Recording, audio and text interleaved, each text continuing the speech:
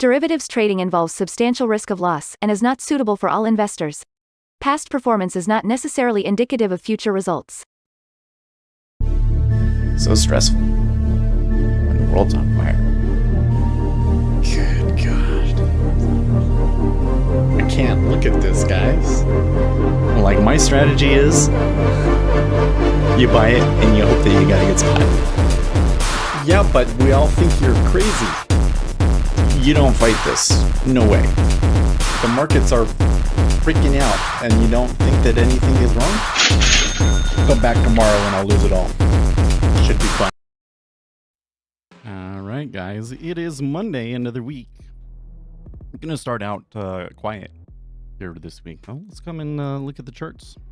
So we got the treasuries. They're actually doing a pretty strong move to the downside in the overnight action.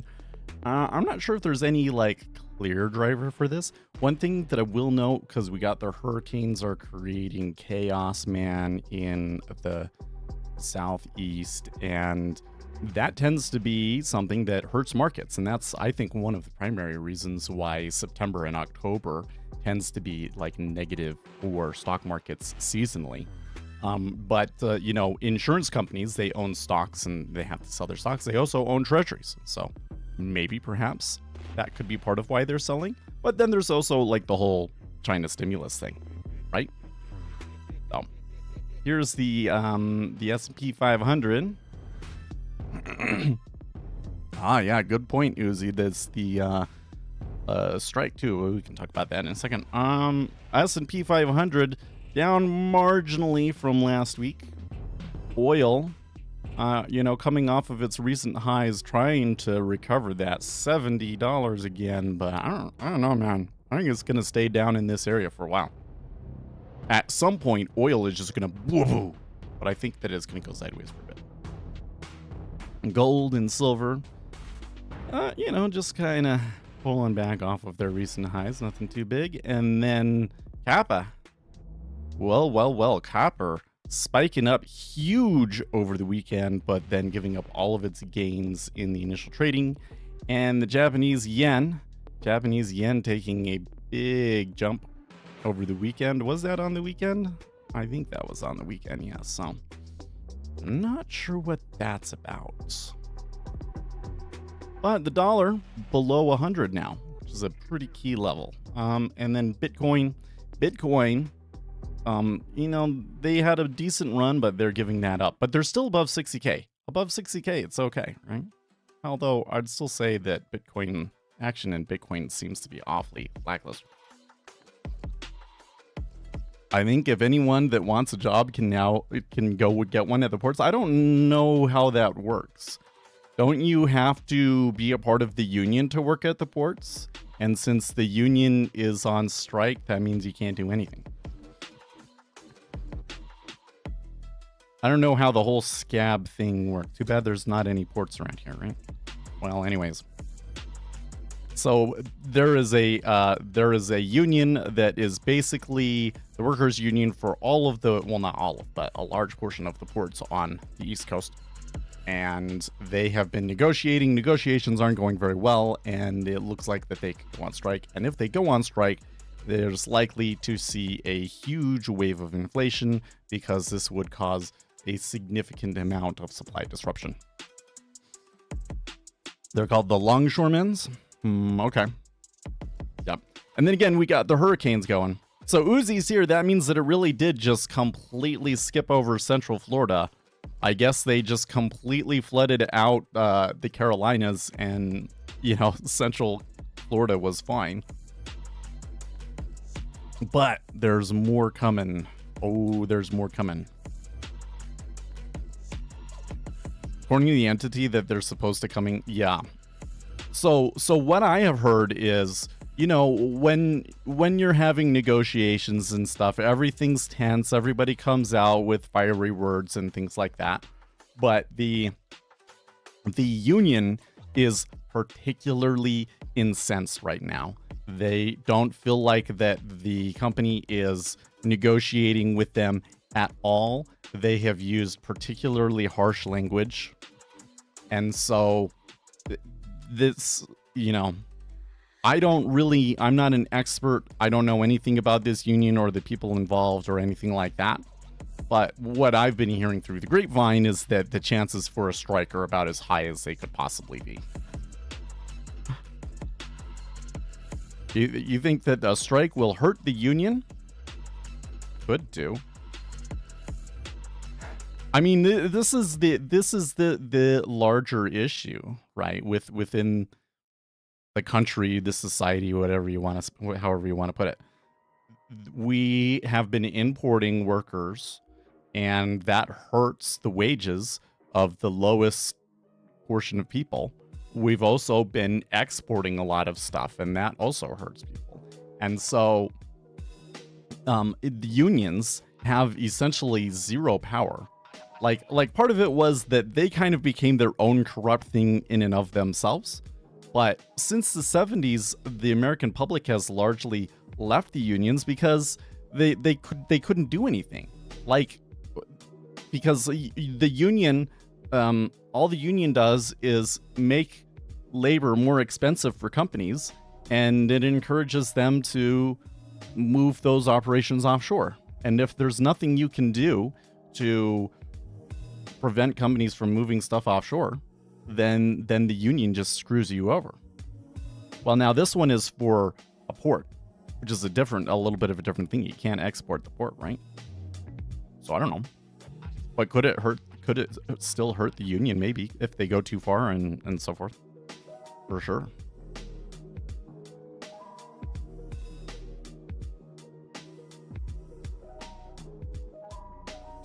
Florida will be fine in general.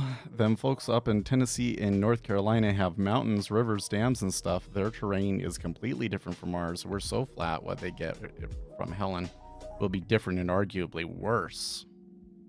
Well, I mean, have you watched all of the media about it, man? I don't think I've ever seen something this bad. I mean, it's always a thing every year, all the disaster porn when the hurricanes come through. But this one is really bad. This was like $100 billion storm sort of a thing. And like, they're just ramping up. There's like 2 or 3 more behind this one. Actually, can we pull up a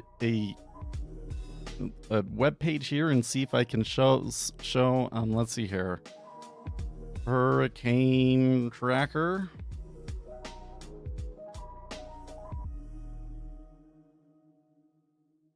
Well, this isn't the pretty one. There's a pretty one.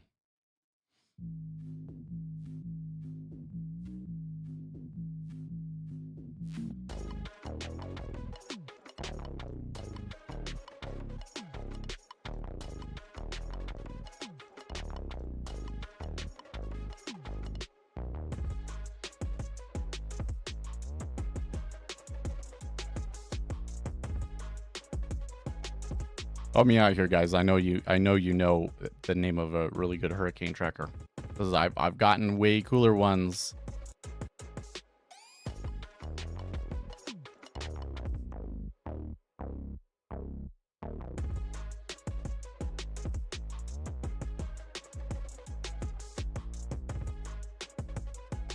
Cool. Let's do that. SpaghettiModels.com. No, that's not it.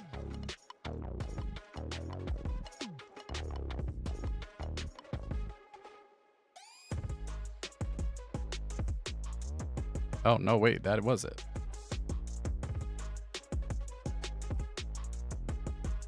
Which one do we want here?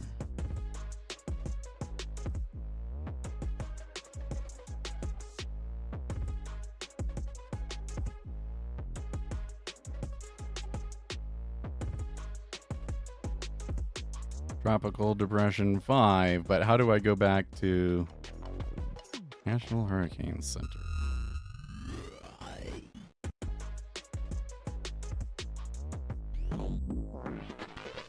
Choice 12. So this one right here, why is there an X? What does the X mean? It's less than 40% chance. Oh, okay. Choice likely to become a remnant. Well, maybe it's not as bad as we initially thought.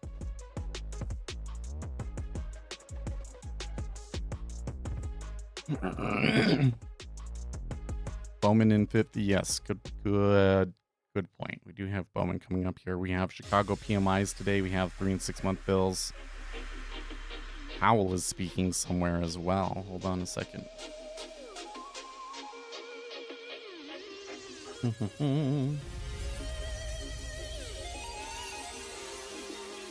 So you know what? Let me just do a little bit of browsing here. I got some things like I wanted to set up. So one of the things is for you guys in the Discord server. Want to put more, get more discussion about upcoming economic events. So I'm going to come in here to these discussion thread forum and make a few posts about upcoming economic numbers. So let's do one for Chicago PMI.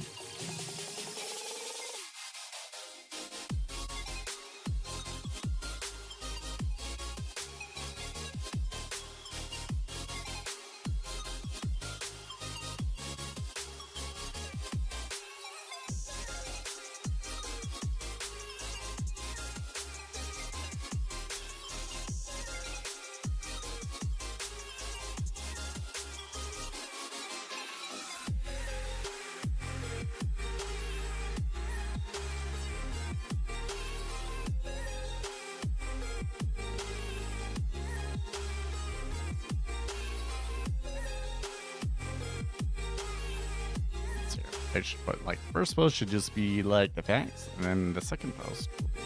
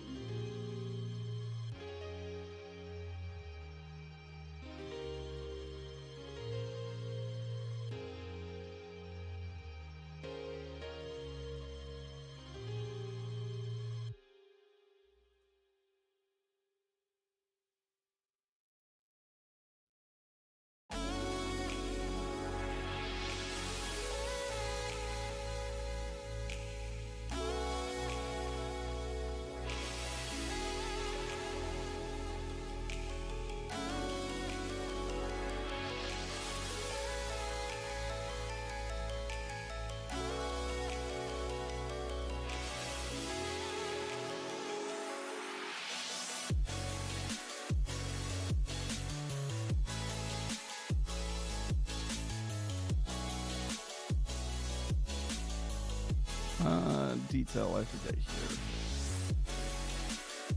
Yeah, 3 minutes.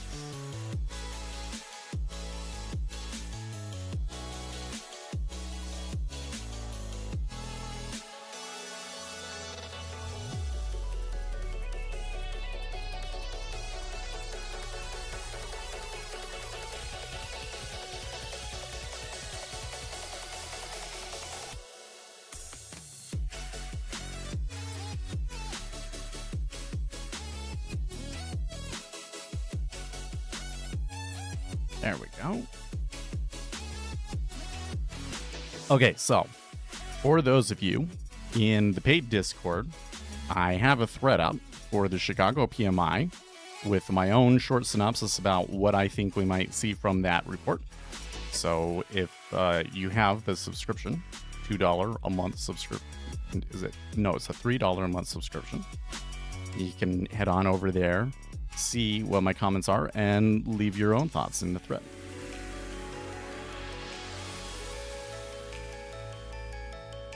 Now, let's see here.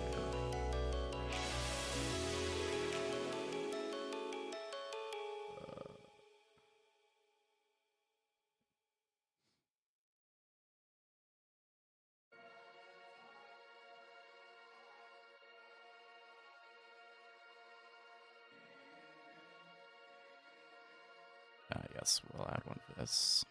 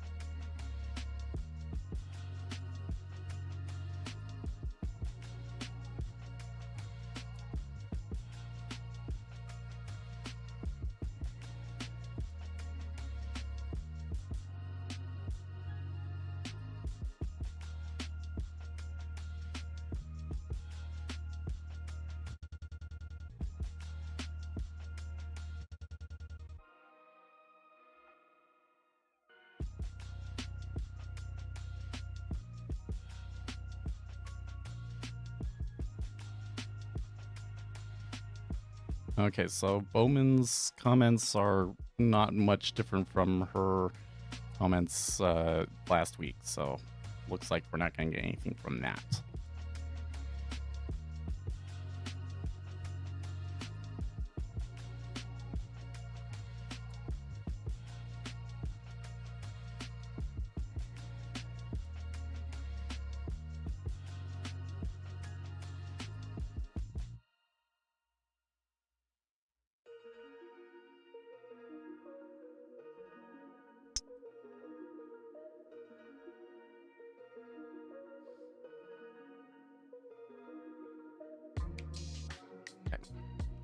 I also got one about Chairman Powell.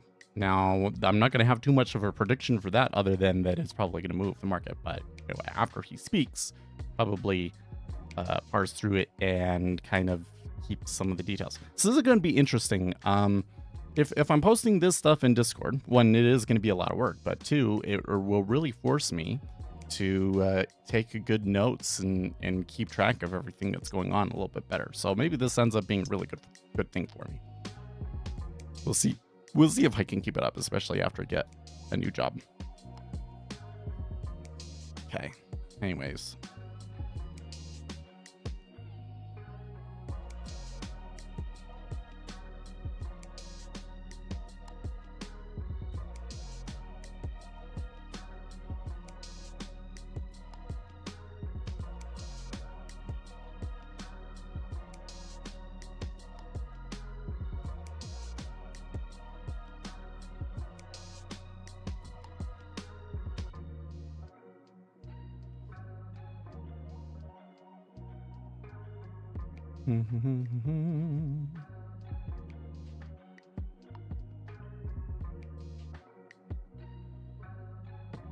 You know, it's funny, this Mike's Hurricane page, Mike's, or I don't know, what does it say at the top?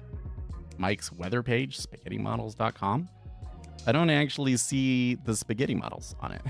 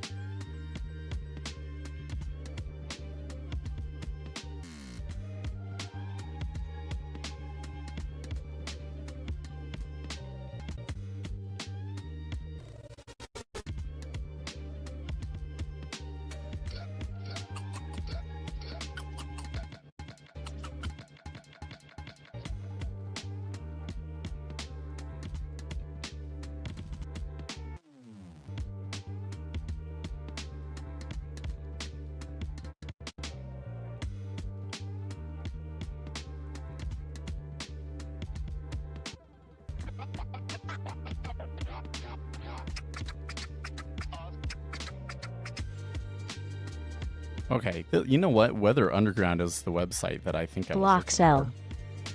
for. Wow, big sell there, huh? That's interesting. Market's been pretty quiet for us so far, though. So it looks like Hurricane Isaac is not going to get big enough. It's already too far north. Depression Joyce kind of looks like the same. And then there's Tropical Depression 12.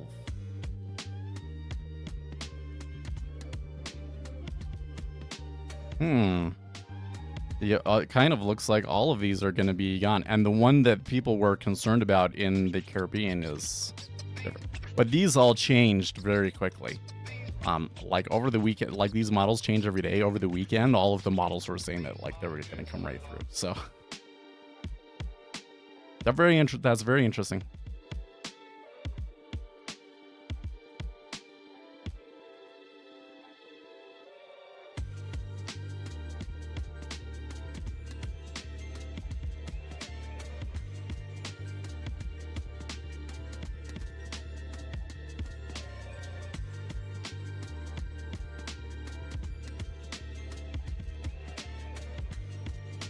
Maybe AccuWeather. I remember one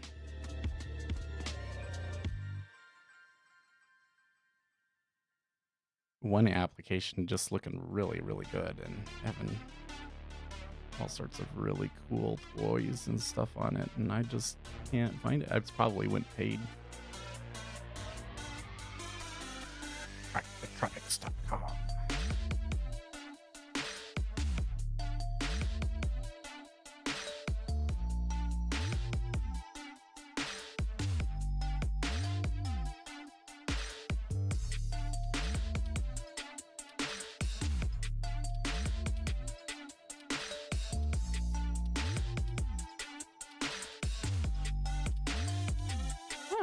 I'm not seeing anything that's like this sped, you know, like they have like 20 different models and it shows you the path of all of the different models. Like that's what I'm looking for. I'm not finding that. Oh wait, here's one.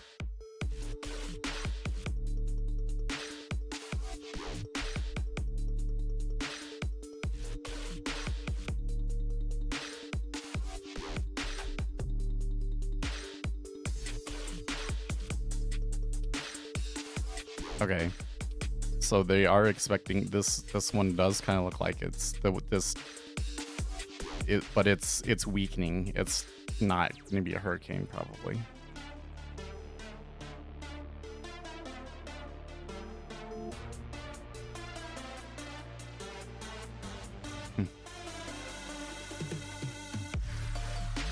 Maybe a scratch. I think he was making a bet that Bowman might say something easy. Well, would she say something easy? I don't know, but I think he was expecting some market movement off of that. So, and it was not unreasonable to expect that either. But she basically reused the same speech that she used last week. So here's the thing. For you guys here on the stream, I'm not just gonna leave you completely out in the dark. I'm gonna go through our flows today. So we do have Chicago PMI. We have 6 month, 3 and 6 month bills. Powell.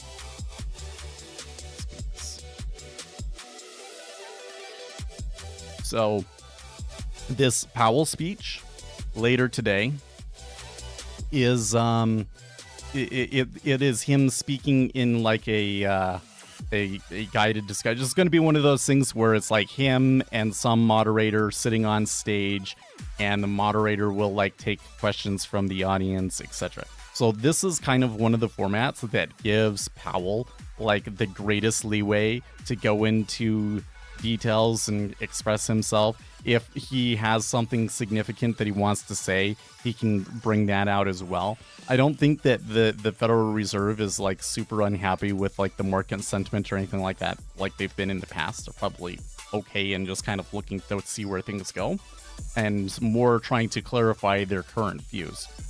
But because of the format and everything, it is likely to be a big market mover. There will be volatility around that event, and as such, probably it subdues volatility earlier in the day. So, you know, for now, I don't know if we have a whole lot to move us up until Chicago PMI. Chicago PMI could also be a big one. A lot of those surveys have been underperforming lately, but, you know, Chicago PMI has been outperforming, so watch out for that one. And if you want more discussion on that, again, we have threads up in the Discord, in the paid Discord. And also, thank you to all of those people out there that subscribed. I really appreciate it. Good number of people did subscribe, so enough to run with it at least.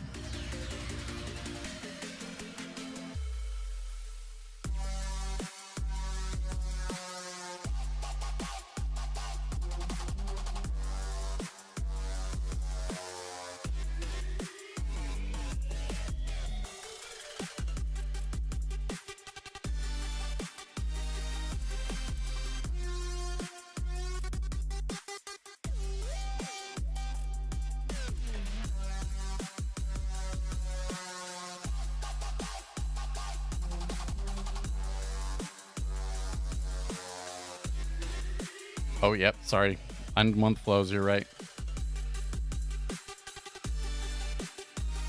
I think that the end of month flows are mild this month, but we wouldn't really see anything last week. So if there are any end of month flows, they're gonna be all today, right?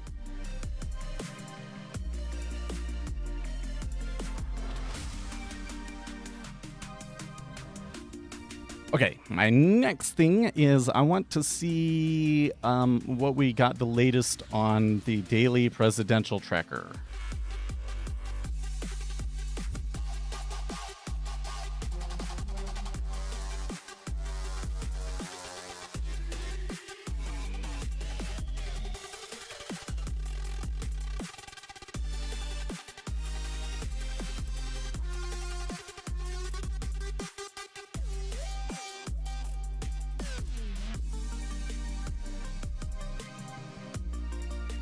The overall RCP average kind of has moved mildly towards Trump again. There has been a little bit of movement there. Doesn't look like Rasmussen reports have put out a morning, like their Monday results yet. At least I don't see anything today.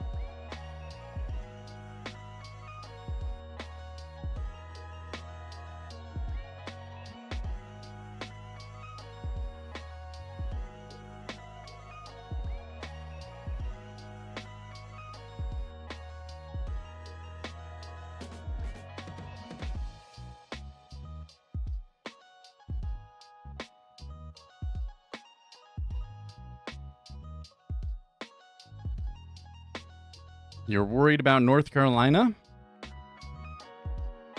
Well, I mean, the worst of it's already happened, right? But it definitely created some real carnage down there.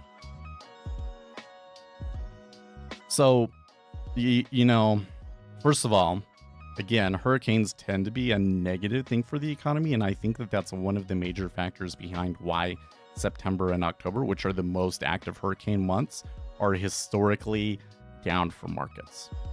Is that it's because of the effect that those natural disasters have.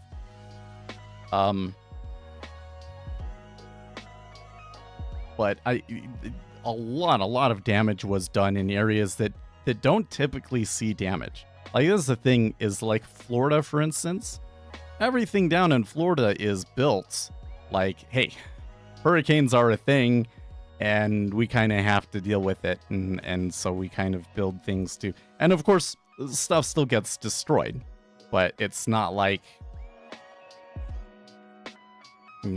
they move on, they survive. Okay, these areas further north, not so prepared, and with a lot of this, with the storm surge and like the rivers flooding and everything, like, there was nothing that you could do anyways, right? So billions of dollars of damage. Typically we do see political ramifications from these things. That's kind of where I was going off of this. So recall that a big factor behind Mitt Romney losing, because Mitt Romney was looking pretty good up until the very last minute, and then things suddenly flipped towards Obama.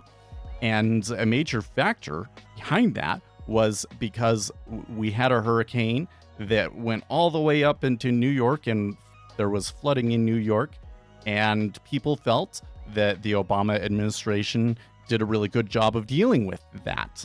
And Mitt Romney even said, oh, they did a good job and everything. And, that was kind of pushed the late momentum towards Obama. I don't know if that was, I think Mitt Romney probably still would have lost, but it was a factor. Okay.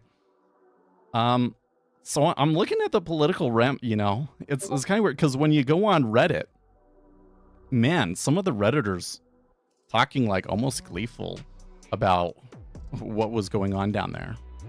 Like, man, I couldn't believe some of the comments that I was reading. And I wasn't seeing any like outright, you deserved this, yada, yada, yada. But it was just like the whole attitude was like, well, serves you right, sort of a thing. I don't think that the administration right now really has a whole lot of, like, what are they going to do? Well, there needs to be a bill in Congress and everything, and probably they do some sort of a switch where, like, they get hurricane relief and more funding for Ukraine, something like that. I don't know. But like, is Biden even there? Like, these are the sorts of things that are driven by the president, and I don't know if Biden's going to do anything. So, this storm could play against Democrats and kind of push momentum that was moving against them even worse.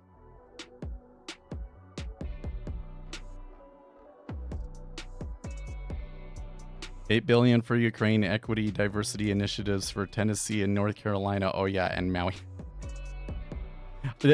I don't recall. Did we ever get funding for Maui? That one's pretty insane. That like that place just got absolutely devastated by the fire, and everybody just forgot about it, man.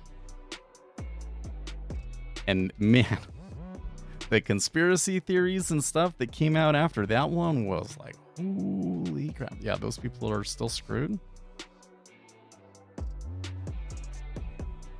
Yeah, that's unfortunate.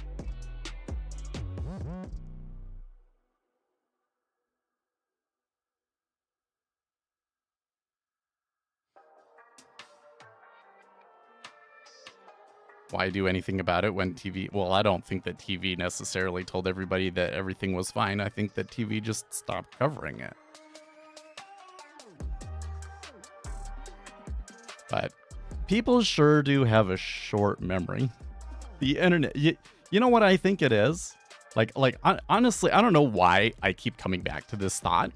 Maybe it really is as big of... Maybe it really is that big of a deal. Maybe if there's like an issue that I should be like championing and making a big deal about, it should be this. But I just don't feel like that this one has legs. Most of the people online are kids. The people that have the time to sit and, write a bunch of stuff are children and autistic people. And so online discourse, particularly like online political discourse, is driven by children and autistic people.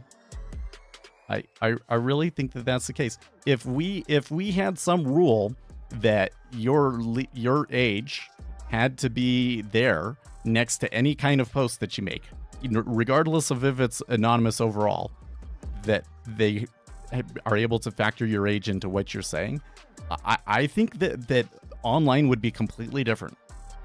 I think things would be completely different.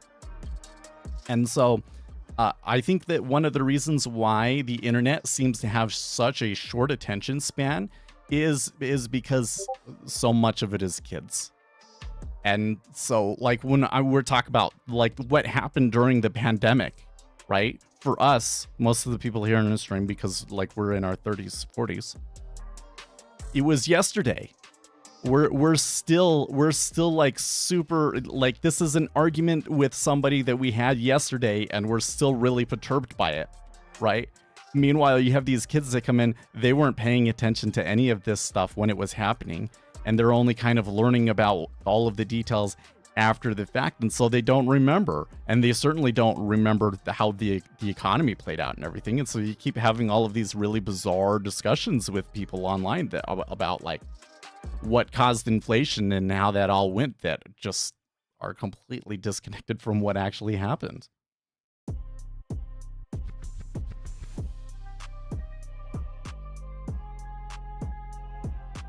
If you're terminally online, you're more than likely to remember developments, and the group of people that are terminally online, that is true.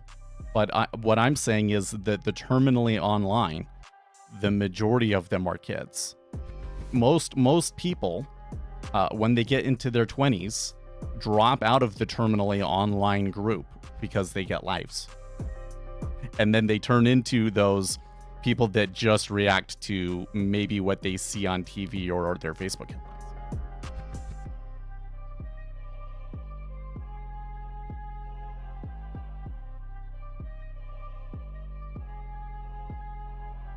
So it's only this small subsection of terminally online people, like myself, that stay terminally online for a long time, that end up becoming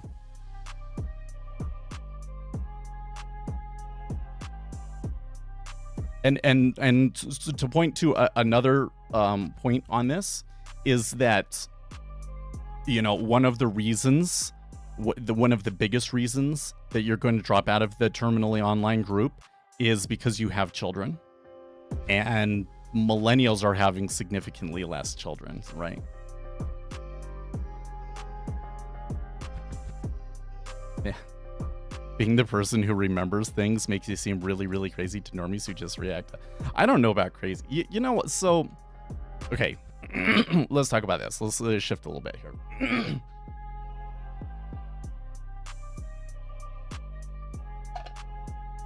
I have a new theory. Here's my new theory. My new theory is Speculator Seth is too intimidating. That's my new theory. Because I saw this thing on TikTok and they're like, you know, if like people don't leave very many comments or like interact with you online very much, and like when you do come into a conversation, like activity dies down, that means that you're intimidating. You're like, your status appears too high, people are afraid to argue with you. Mostly because you're a white male, as I think what this person was saying, but like maybe that is. I started thinking about it and I'm like, well, but it seems to me that people in real life, when I'm speaking with people in real life, seem to really value what I say when I talk about these things. That's maybe part of why I've felt so comfortable being able to do it and talk about it on stream. And it is hard to get engagement on videos. So like I thought, that's maybe that's right. Maybe that's right. Seth is not personable enough. He's too intimidating. Oh, Mr. Legit with a real question. The end of month flows, what does that mean? So there are different funds out there that have strategies that require them to maintain a certain balance. For instance, a risk parity fund is supposed to keep 60% of their assets in stocks and 40% in bonds. And what will happen is let's say that bonds did really poorly that month and stocks did really well, then that means that your portfolio is all of a sudden going to be 65% stocks. So what do you have to do? You have to sell some of your stocks and buy some bonds to readjust. Now, there are different ways of doing this, okay? But many funds do it at the end of the month or at the end of the quarter. So today is both the end of the month and the end of the quarter. So what that means is that you do get flows. Now sometimes there's a really extreme imbalance, especially if the market moved a lot that month. That's not really the case this month, so I think these end of month flows are going to be a little bit more gentle. I don't know if they're going to really result in a really strong trend for us, at least at this time of day. But at the end of the day, like the last 30 minutes going into the close, you're likely to see like a really strong one-way kind of move, and you're going to see insane amounts of volume at the close in the closing auction for stocks. So at end of month, those kind of passive flows from risk parity funds, index funds, etc., are one of the strongest predictable flows in markets. So it's a really big deal for us. Unfortunately, this month, there's not an extreme enough imbalance for me to be able to say go long or go short on it. But it is still something to keep in mind. Be prepared for it, and if you start to see some trend, you might want to jump on it. Let's see here. For DeSantis, for us in Florida, 0900 Hurricane Helen power report 3.23 restored 87K outstanding. So there are still a lot of people without power in Florida. Well, the 10-year treasury has certainly kind of turned dovish here. Really quickly just kind of turned up. Especially on the shorter end of the curve. That's really interesting because the shorter end of the curve seemed to have more buying in it, but we did not see steepening in the spreads. If anything, the spreads have flattened a little bit today.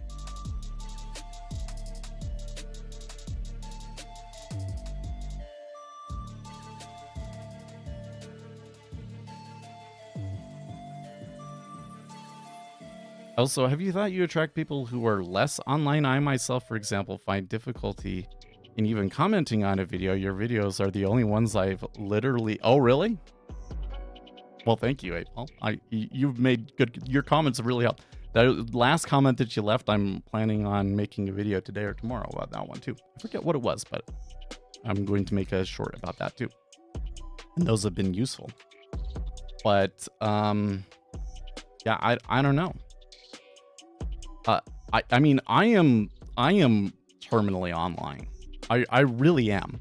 Like, honestly, there are very few people on this planet that have been on the internet more than me.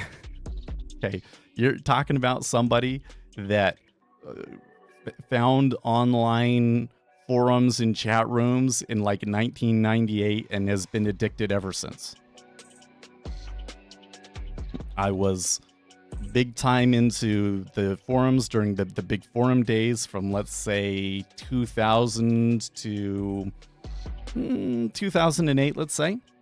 And then big into when Dig was the thing, big into Reddit when Reddit was the thing. Was there from the very beginning of Facebook. I've been there from the very beginning of YouTube. Oh, you've been doing it since 1994. So are you part of the the Usenet crowd? That's the one group of people that have been in there longer.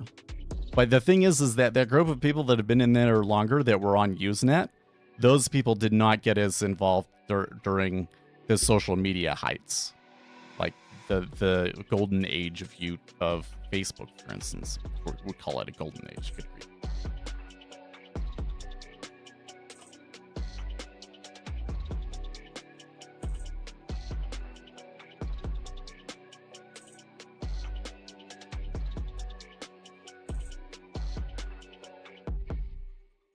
Anyways, I'm probably not the person with the most internet in the world, but I'm up there. And I spend a lot of time reading online, and I leave comments, man. It's almost impulsive. Oh, it was AOL? Well, I had AOL. So the reason why I said 1998 was because that was when it was like StarCraft and BattleNet took off. Because I was online before that.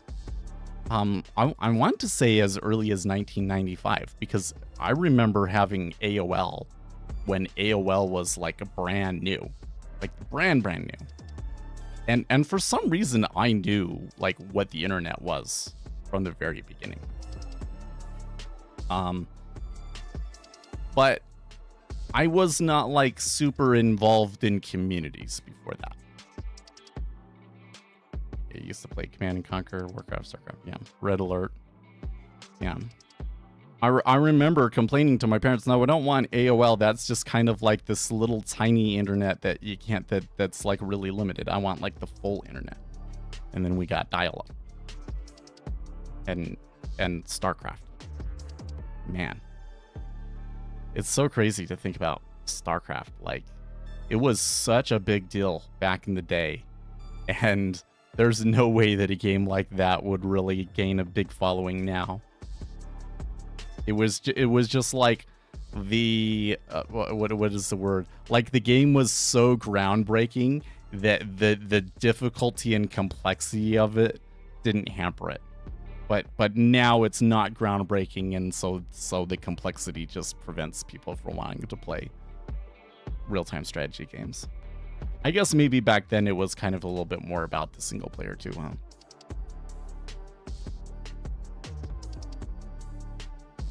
Maybe it was the case that one-on-one, like true hardcore one-on-one real-time strategy was always kind of unpopular. You were trying to learn Visual Basic? Oh man, you know, as a kid, I didn't know, well, and I found it difficult as a kid to find like the resources to program and everything. It was like, it seemed like a complicated thing. I didn't really get into programming until I was in high school. But I think a part of it was that I was waiting for something to come along and teach me or something, you know, or like I have to get far enough at the technical school to learn it or something. But then after I learned how to program on my calculator, and then later when I learned Java in university, and then from there it's turned into I just go and figure everything out myself. I did so over the weekend. Man, one of the jobs that I applied to, they sent me back like a little exercise. I'm a little bit wary about this one because I think what is happening is everybody that sends a resume that doesn't get rejected by the robot gets sent this exercise, and like a really wide swath of people just don't do the exercise, and then they interview the people that do the exercise. And I'd done this before where it was like I spent a decent amount of effort on a particular thing, and then they were like, oh, you did really good in the interview and everything, but we were looking for somebody a little bit more senior than the experience that you had. I was like, great, so then why did you have me do all that shit? if you knew from the resume that you were looking for somebody more senior than that. It really miffed me, right? So then I got this one, and it's like, well, yeah, we'll do it, I guess. And I spent a lot of time doing it. Well, not a lot of time. I think I've spent 5-6 hours on it. And I want to spend a little bit more time because I got something that like meets the requirements, but I want to fix up some logging on it and then do a little bit of testing, a little bit of more aggressive testing on it. So we'll see. But I decided to write it in Go. I read what they were doing, and I was like, well, I think I can see where this is going. Because when I did this thing the last time, it was like you wrote the thing, and then they're like, well, what if it needs to do this? What if it needs to do this? And how would you change it? And then if you had already kind of walked yourself into a corner with your design just to meet the basic requirements, then you're screwed, right? So that's another thing I don't like about that process, is that it's kind of a little mean. That's kind of because you're kind of playing a trick on people a little bit, I think. You give them certain requirements, and then you expect them to imagine what problems are going to be without knowing anything about your future requirements, right?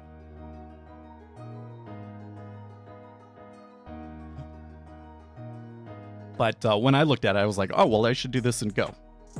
So it's been a while since I've done anything in Go, but I did it in Go. And that meant that I had to do a little bit of concurrency stuff in Go. So I don't know if like the way that I'm doing it is like really like a smart way of doing it or not. But so I'm sitting here and I'm like, well, maybe I should do it in a language I'm more comfortable in. Maybe I should have done it in C# because I'm going to go and review it with somebody, right? But to me, it's no big deal to just be like, well, based on my understanding of the situation, this is the language that would be best suited to doing this thing, and just going and doing that in the language even though I've never used it before. I've used Go a few times, but I'm not an expert in Go. Okay, so if the stock market performs very well, it means there's a likelihood that yes. So like what you do is you'll come over here to like a daily chart and you'll go to September 1st and you say, where are we in regards to September 1st? What has been the trend overall through September 1st? Well, we sold off really big at first, and then since then we've risen. Okay, so it's kind of like meh. It's kind of a little bit meh. Mildly higher in equities. Okay, then we come and we look at the treasuries, and we say, where have we been over the past month? Okay, well, in the treasuries, we're basically like exactly where we were, right? So not a huge change in the bond holdings, mildly up in ES. That means a mild amount of stocks that they will have to sell and buy bonds with, but not strong enough of one for me to be like, oh, today's like really likely to be a down day in equities, for instance.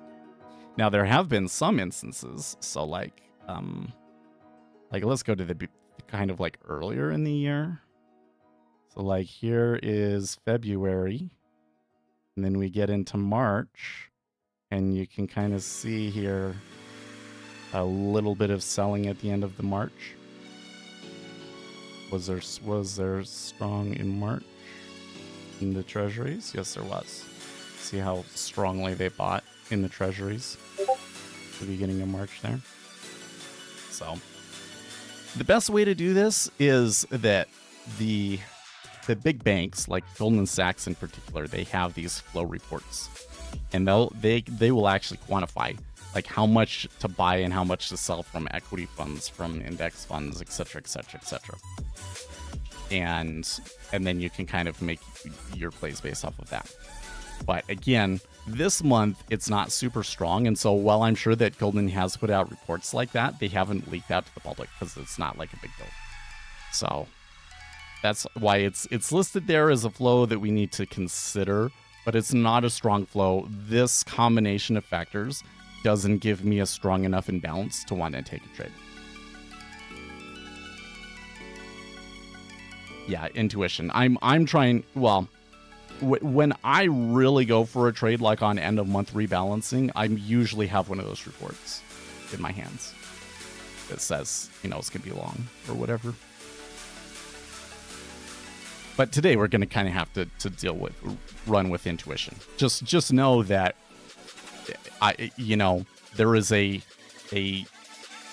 marginal case where we develop a strong trend in one direction, and it could be buy or sell.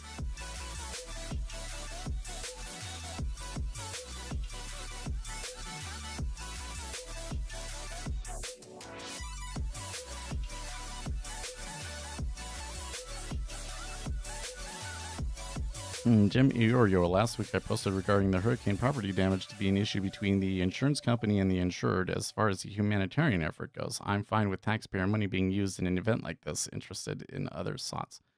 Yeah, taxpayer funds probably should be used for in the cases of hurricanes. Those are the situations where government money is really beneficial. Because there are basically things that like, you don't make any money from it, so no private company is going to do anything. But it just ends up being this hole. and filling that hole ends up having a significant benefit to society. And that is the case with things like unemployment, and then that's the case with like natural disaster relief as well.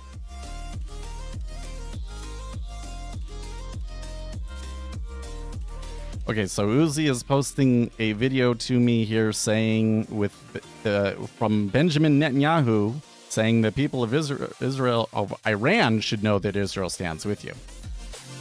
And Uzi saying maybe there's some subtext there that maybe things are going to get really bad with Iran. I don't know.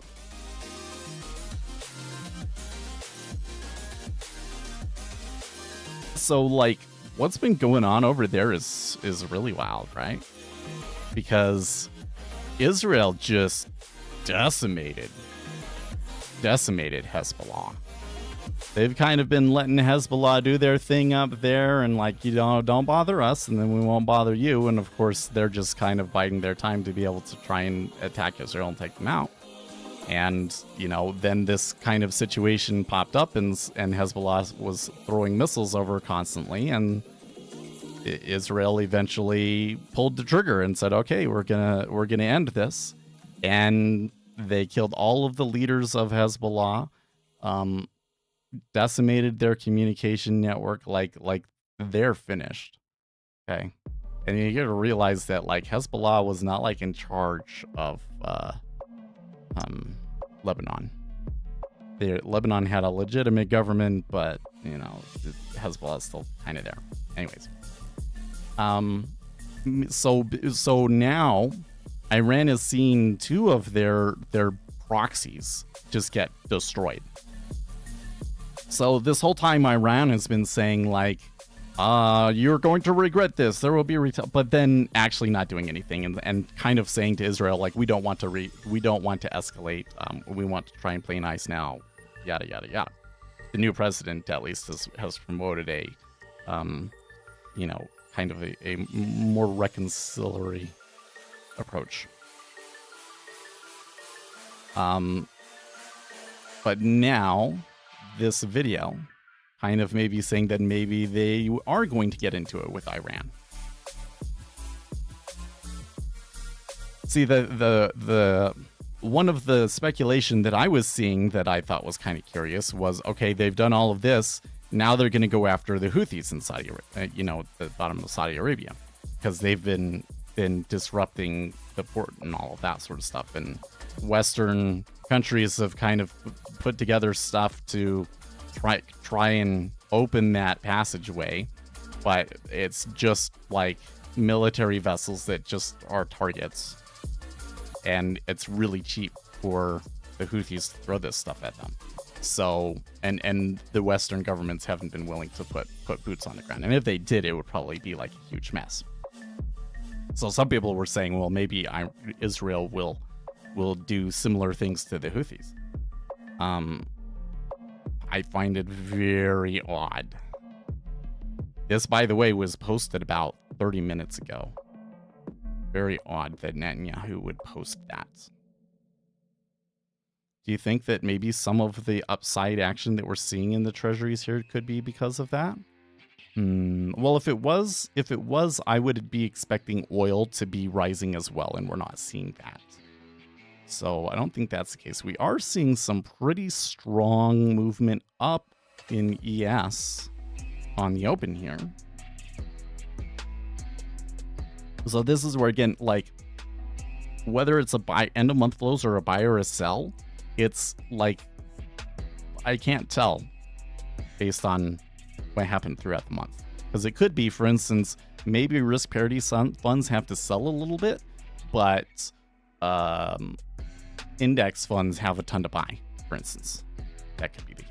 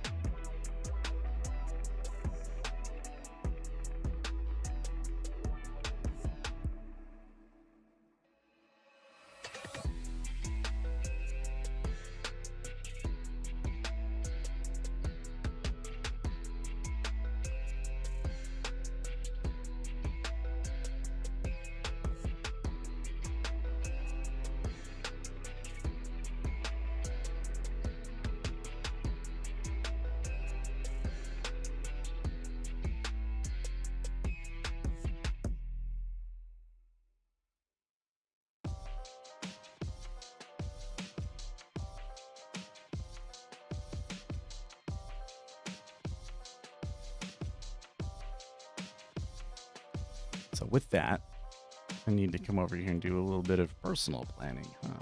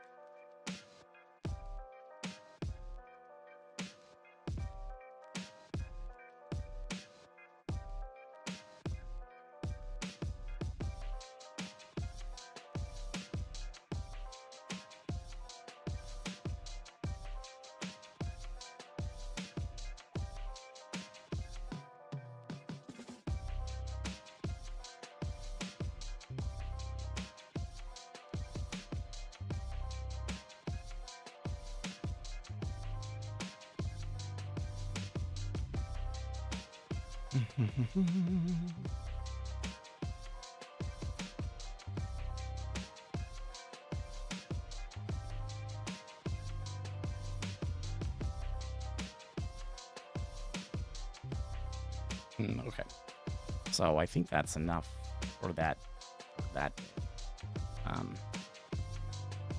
It gives me the afternoon to work on that exercise and prepare for things. I'm looking at like what I have time to do today. I have 2 scripts ready, so I will find some time to record that this week. But I'm thinking that it's probably going to be Wednesday and Thursday that I do it.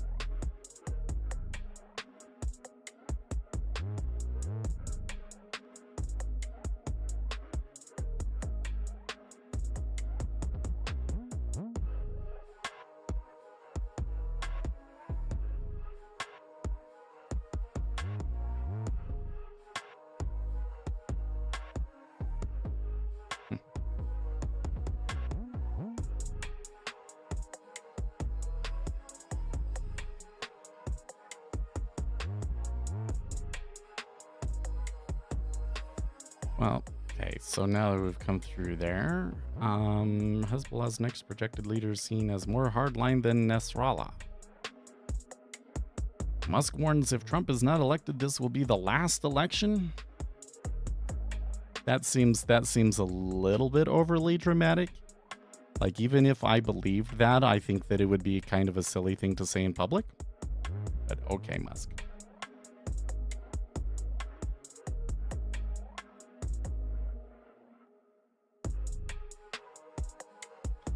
The thing that I think is so wild about the political situation that we're in right now is that the left thinks it's all about Trump. That the left thinks that we're only in this situation because Trump is a megalomaniac, charismatic megalomaniac that has convinced the Republican Party to follow him into the depths of you know, fascism, I guess you could say. They think it's fascism. And that's not what's going on at all. What's going on is you have people that have been harmed by a certain set of policies that the Democrat Party has championed very heavily over the last 20 years or so, and they're sick of it. So how do I know that? Here's how I know that it's that and not Donald Trump, because it's happening everywhere. The United States is not the only place that is seeing a resurgent right-wing parties starting to do really, really well. We're seeing it across Europe. And in Europe, I would even say to some extent it's like more, it's an even bigger deal. And over there, it's not like all rallying behind one charismatic leader or anything like that. No, it's just that those parties overall are doing better and better. And why is that? Because there are people that are harmed by mass immigration policies and they're sick of it. So, if the Democrat Party were somehow able to hang on,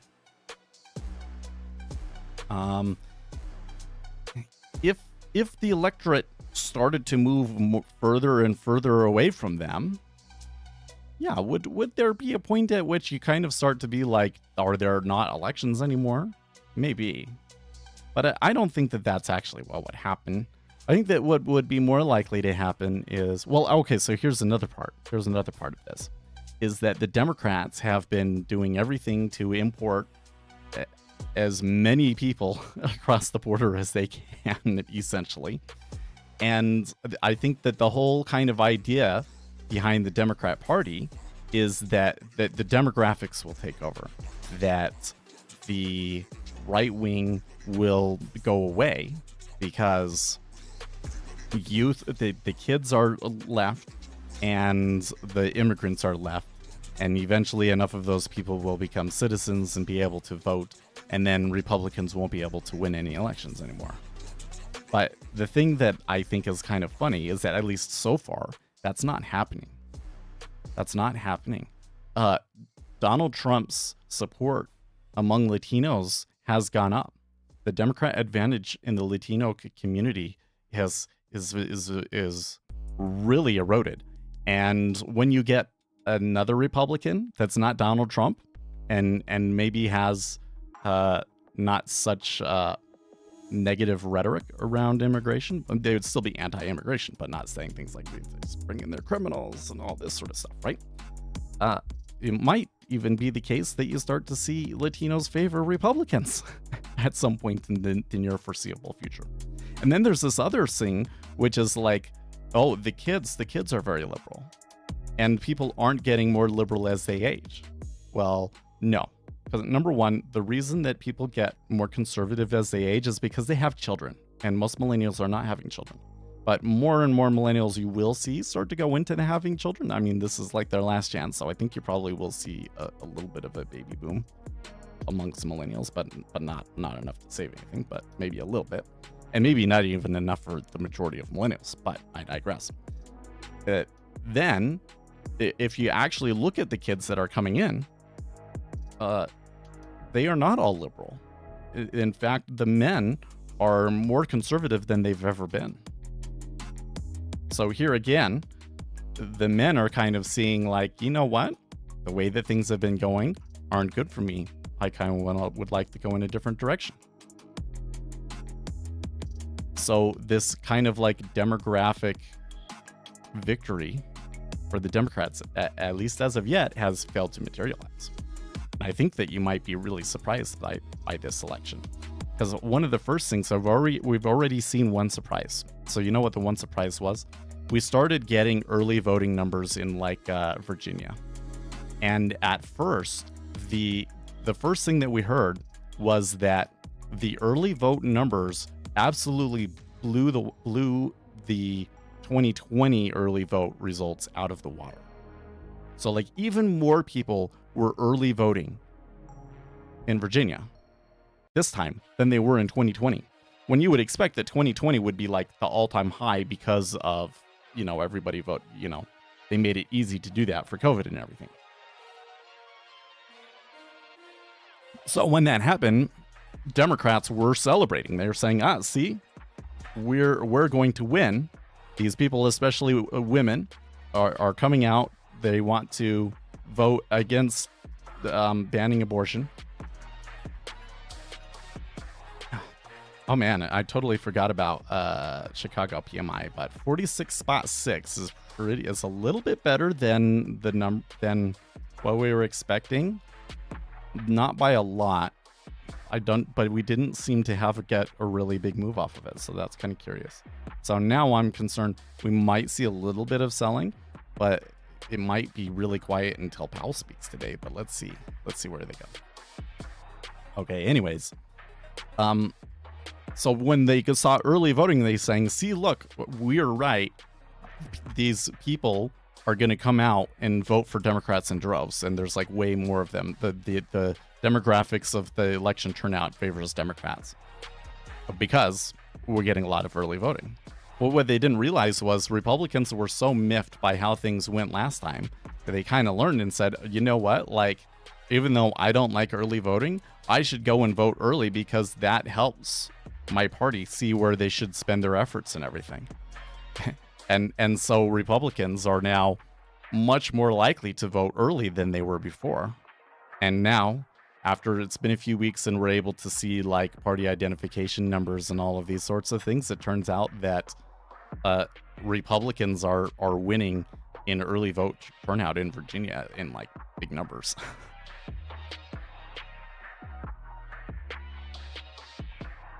I vote early all the time, but I'm registered as a Democrat and only vote Republican, and that keeps my mailbox pretty empty. That's funny, man. So we've already had one surprise. I think that the next big surprise that you're going to see is that you probably will see a lot of higher youth turnout than we expected, but that the youth turnout will not be as heavily tilted towards Democrats as Democrats think.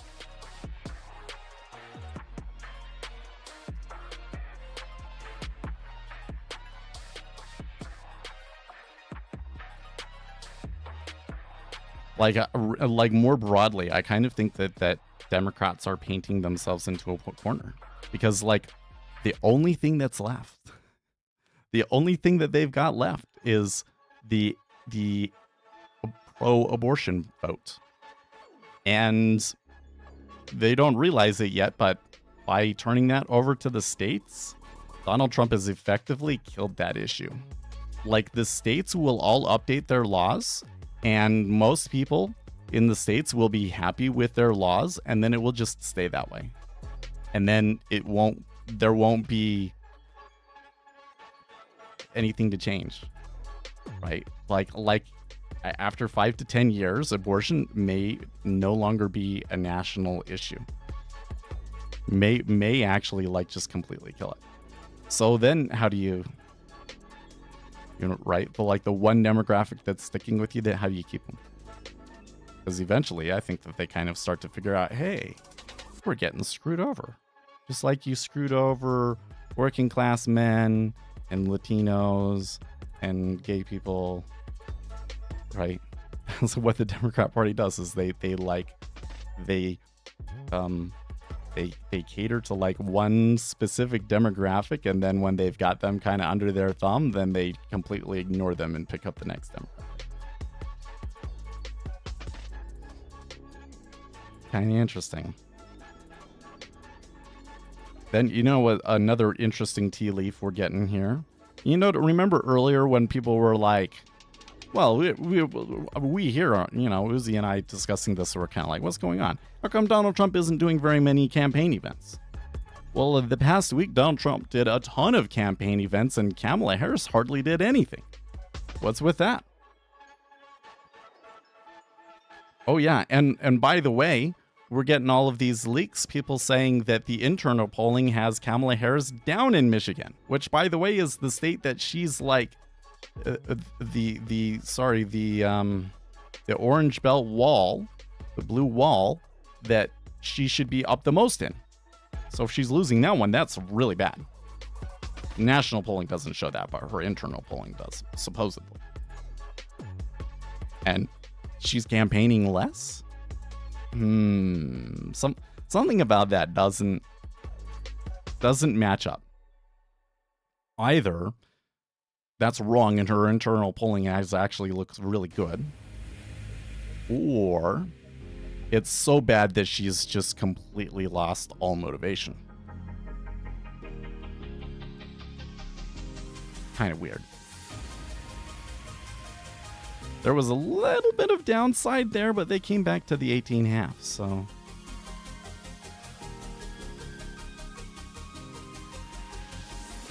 I'm kind of getting the hint that there could be a flow long here that is, these passive flows. The passive flows could be long today.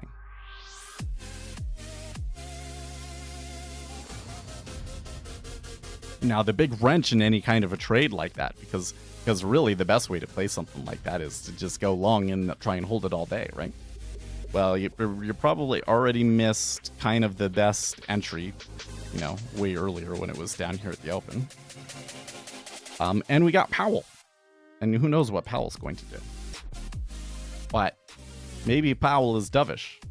Or maybe Powell doesn't say anything. Just as long as he's not super hawkish. And then they could continue to rally. It'd still work. It would be a difficult trade, but I think we could still make it work. At the moment, though, I'm really not liking 19 as an entry. Let's reset it, kind of pay attention to this area.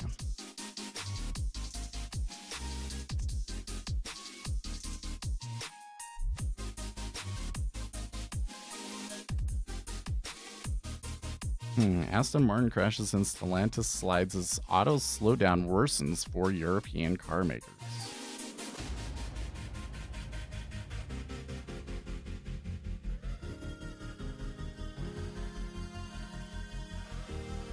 It is a little interesting to watch the car industry right now.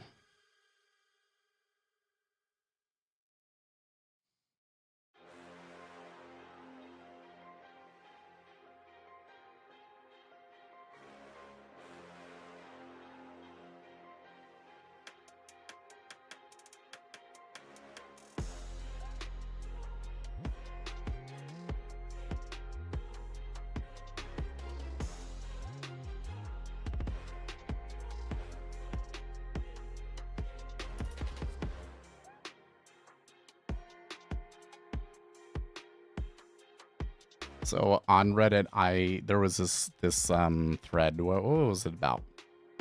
Oh yes. Okay, so this is something that really irks me that I see people do. Okay, is when they say, "Why are these people voting against their own self-interest?" Okay, you ever catch yourself thinking that? Just stop yourself right there. You're thinking something absolutely stupid. Okay, humans are terrible, absolutely terrible at understanding and knowing what is in other people's best interests. What is in their own interests clouds their judgment so much. They will convince themselves that something is in this group's best interest when really it's what they want. And everybody does this. There has never been, okay, every group of oppressors in history thought that they were doing the best thing for those people that were being oppressed. Okay, that's just the way that it works. Not that I'm saying that people are like super oppressed, but that there are some people in the economy where things aren't working very well for them, and they're kind of working against them, and they're fed up with it. So to come in and say, well, I know what you need a Democrat, is just like absolutely one of the dumbest things you could possibly think. So, I came in and I talked about that, and I was like, well, look, if the Democrat Party had actually done anything for these people in the past 20 years, the elections wouldn't even be close. Like Hillary Clinton would have won, and then the whole history would have been completely different, right? The reason Donald Trump won was because of these Rust Belt voters. These kind of, people that traditionally were voted blue, and now they're going red, and working class people. It used to be that working class people were Democrats. Now it's that working class people are Republicans. It's completely switched. I kind of laugh every time that I see people talk about some study, like this study shows that this group of people is smarter than this group of people, or makes more money than this group of people. And it's like, yeah, except for that in the past 4 years, all of the politics have switched, and that was 10 years ago. So that study is completely useless now. Anyways, so I was talking about that, and somebody said, when I was saying this election wouldn't even be close, and then they replied, it won't be. Okay, Just the brain dead overconfidence of Redditors is hilarious. Like, okay, all of the polling shows that it's really close, but you convince yourself that it won't be close. Good grief. Good grief.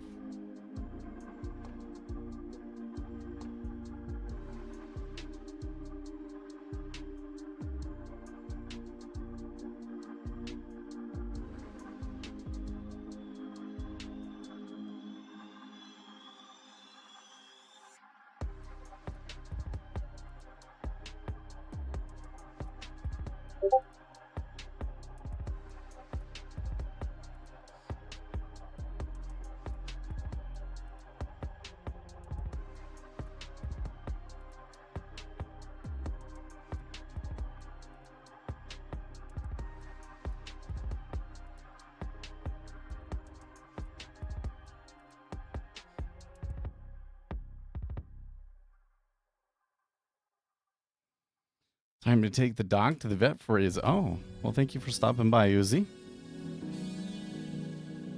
It's a good day to do it anyways. This is not really... This is kind of a slow day today, I'd say. I know, it's a better Monday.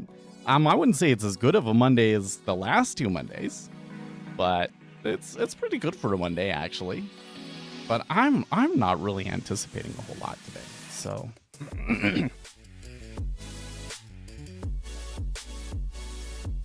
Later.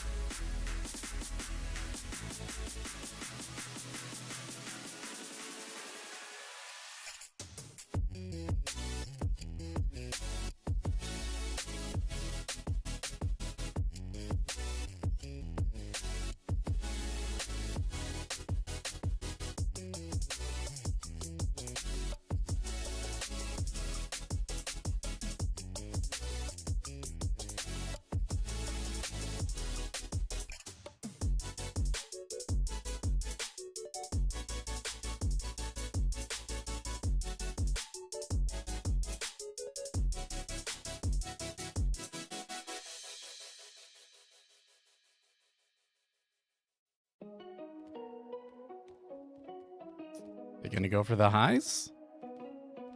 They're kind of getting back up there, aren't they? So there's an area up here that I think that people would, chartists would classically identify as resistance.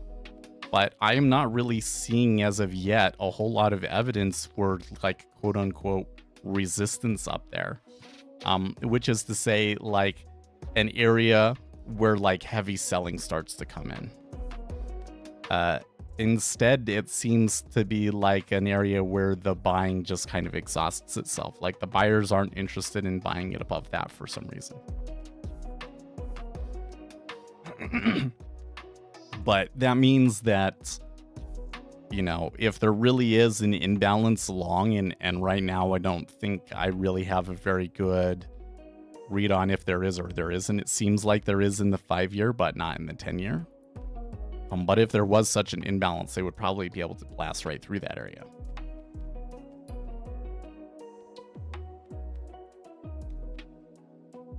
And give it a little bit of time. I mean, if they're still down here in like 30 minutes, then it's probably not going to happen. But, like, they could step up to it and blast through it really quickly.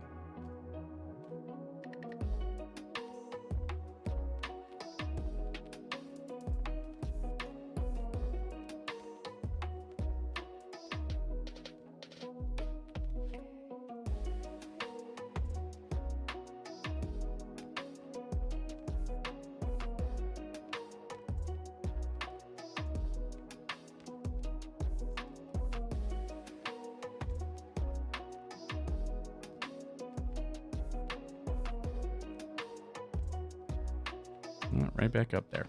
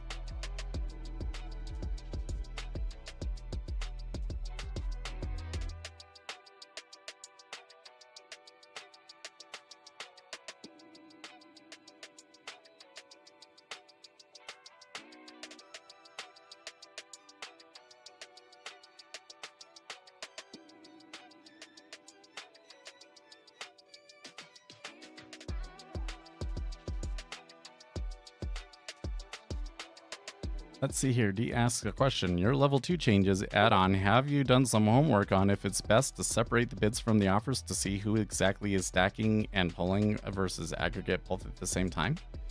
Oh, well, so what I have noticed overall, first of all, price tends to go in the direction that you're seeing more pulling.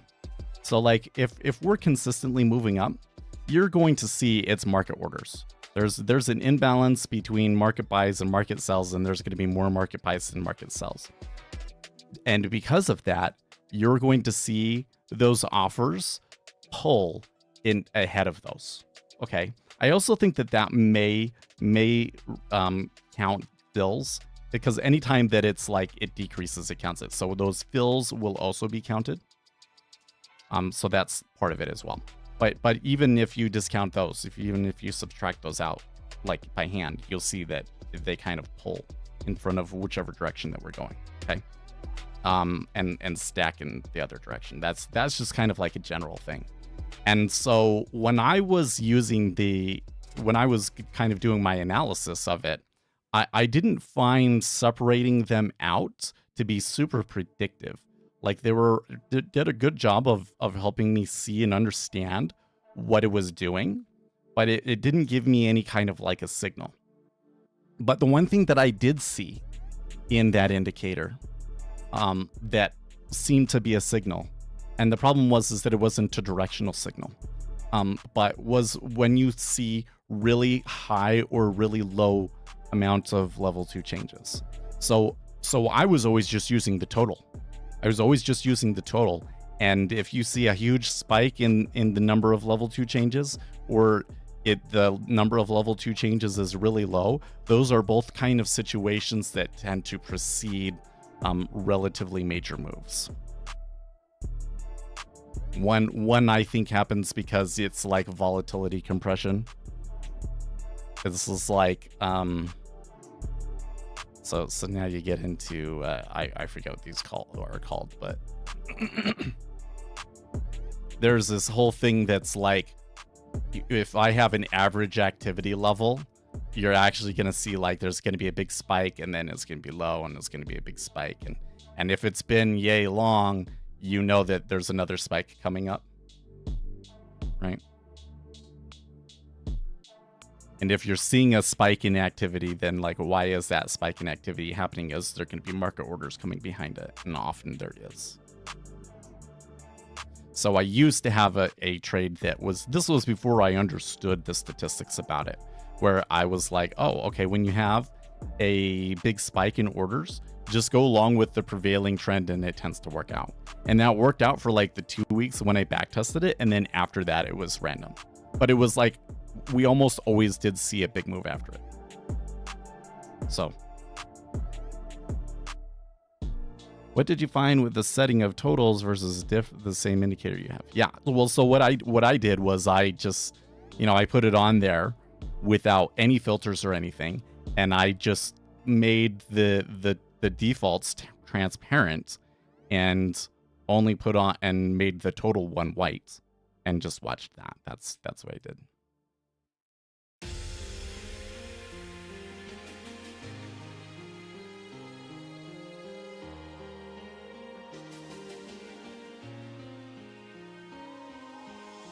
I think that, you know, like the splitting them out and looking at stacking versus polling and bids versus offers and all that sort of stuff is going to be more useful to an algorithm.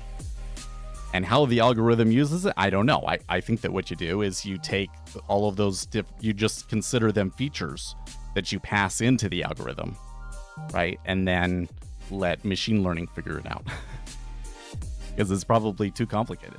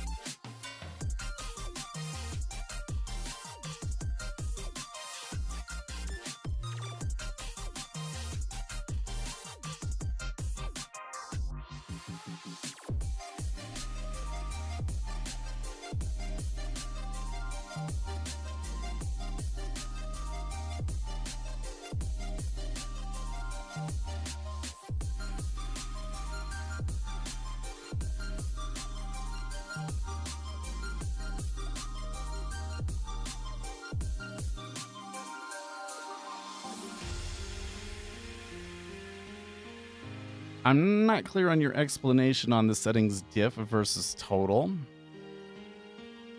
So, sorry, I always have to add it in.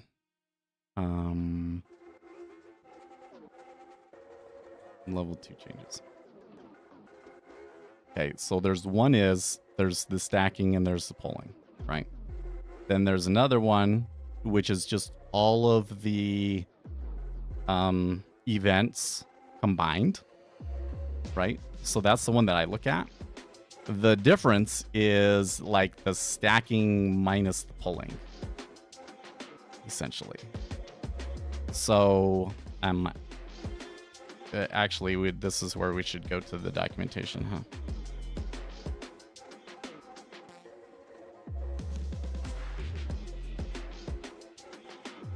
Re-download documentation.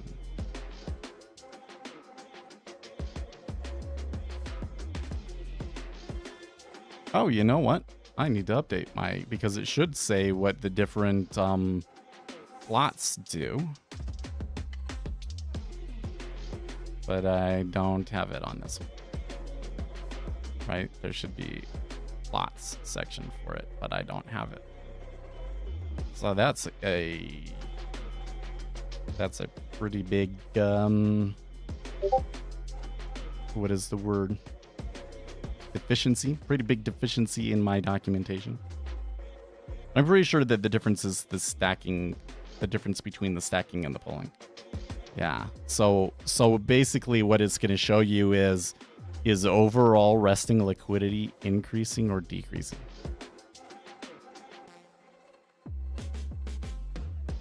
I think. Let me double check. You know, that one's been so long.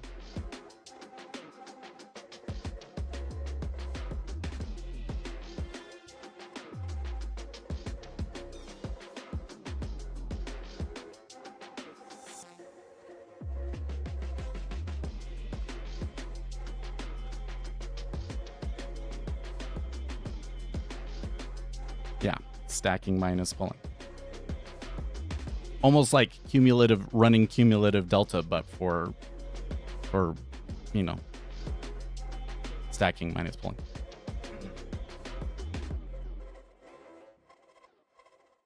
But again, just realize, like, you're gonna go and you're looking at a chart and you've run this for a while and you're gonna see like very, very clear correlations. We're moving up and you're going to see those lines move in certain ways, right? They are highly correlated, but they don't really lead. So it doesn't lead to a predictive edge, as much as it is kind of seeing the combination of them all kind of in the way that they're moving can kind of help you understand. Because there's like move up where there's a move up where there's overall stacking. Like the overall level 2 has increased as we moved up, right? That's a big deal. We moved up. That means that that's a persistent flow that's likely to last all day. And I really aggressively trade those. Right. So like, you see it moving up, you're seeing overall liquidity increase, then cool. That's something that you will tend to see happen, and you'll see more bids than offers. But like the overall liquidity increasing means it's a different kind of a trend, right? And then you can kind of differentiate them and decide what to do.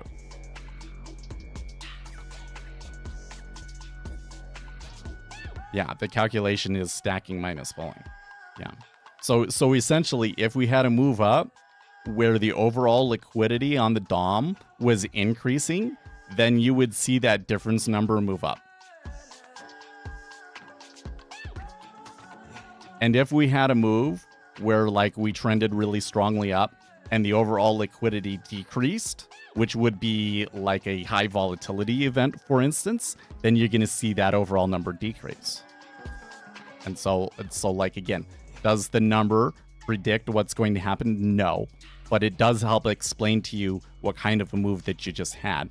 Okay, this move was probably from some sort of a risk event versus a passive flow.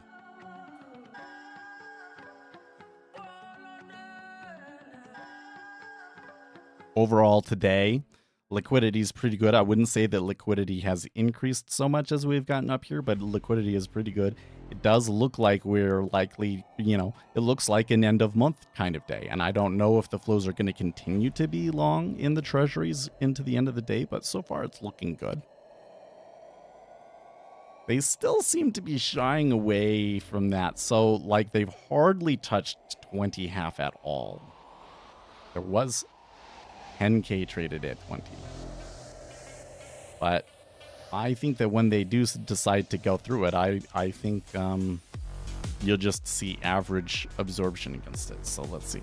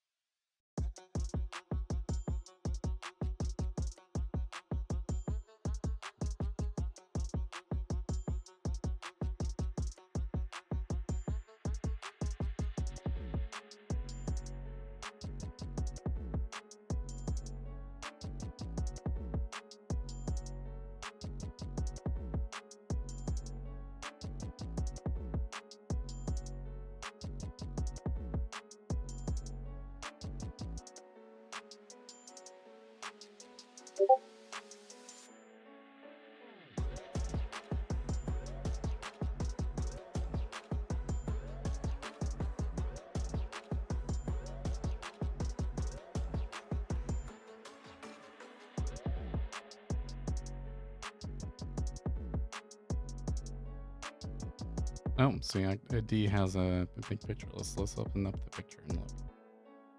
We'll probably see what I'm talking about. Oh, it is a really big one. Let's see if I can make it really big. Can I?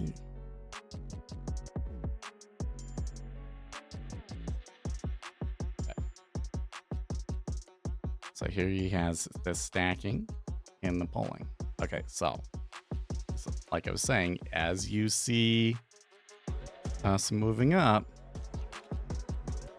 you should see stacking, especially on the bids. If you further separate them out into bid stack and offers stack, then you would see, that's why there's a filter on there that's like bid and offers. So if you had one that was bids and one that was offers, now that's interesting the way that you did it. I wouldn't do it that way, D. I mean, not that there's anything explicitly wrong with it, but what I would do is I would have 2 copies of the indicator, and on each copy of the indicator, I would put both the stacking and the polling, but one indicator I would have bids only, and one indicator I would have offers only. And then what you should definitely see is the bids are stacking, the offers are polling, etc., etc. Anyways,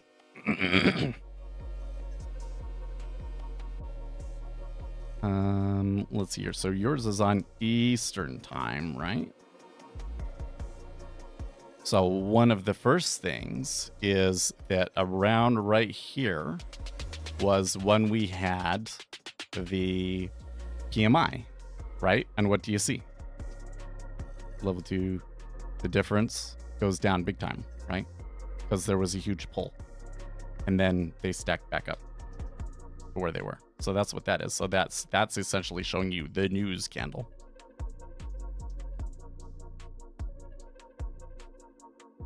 But overall, you know, there's a little bit of noise, but it's just kind of going sideways. So the difference isn't really telling us a whole lot right now.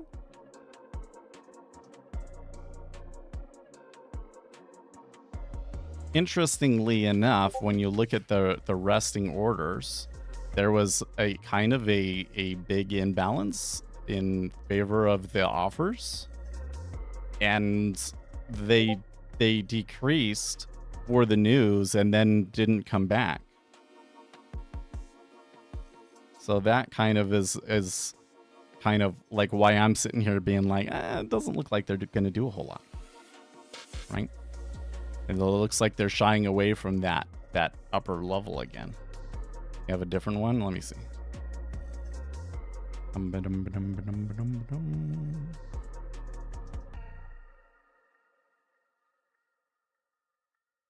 Ah, yeah, there you go. Okay. So what are we going to see as we move up? Bid stacking with it. And, well, okay, offers didn't necessarily pull out of the way. In general, you will see... Oh, actually, no, because it's going down, that means they pulled out of the way, huh? Yes, okay, so, yes. Moving down. Bid stacking, offers pulling. Cool. Now, you are also seeing bids pulling. But in that instance, you know, it doesn't really tell you a whole lot. But again, what is it? Like, we're seeing an uptrend? Yeah, you're probably going to see them doing this. So what we're seeing in these numbers is like basically right along with what we would expect to see over here. And like the issue is like, again, the place where I kind of, where I'm like, I don't know how useful it is for a human, is like there's a lot of, obviously there's a lot of noise in this. You can see how the liquidity providers inject randomness into it, right? So it's really hard to make something predictive out of that. Now, if you took every data series that you have on here, you've got, let's see here, you've got 2 versions of the resting orders. And you've got the level 2 changes split out. And I'm guessing one of these is the difference, and one of them is the total, right? You could take all of those and make them features in a machine learning system and see what the machine learning system does with it. And it would sort out, is there a situation where this is doing this and this is doing this and this is doing this, that there's a higher probability of it moving in a certain direction. And the chances are, with the way that I've done these sorts of things, is that probably yes, but that the trade would be super, super short term. It would be like seconds, sort of it.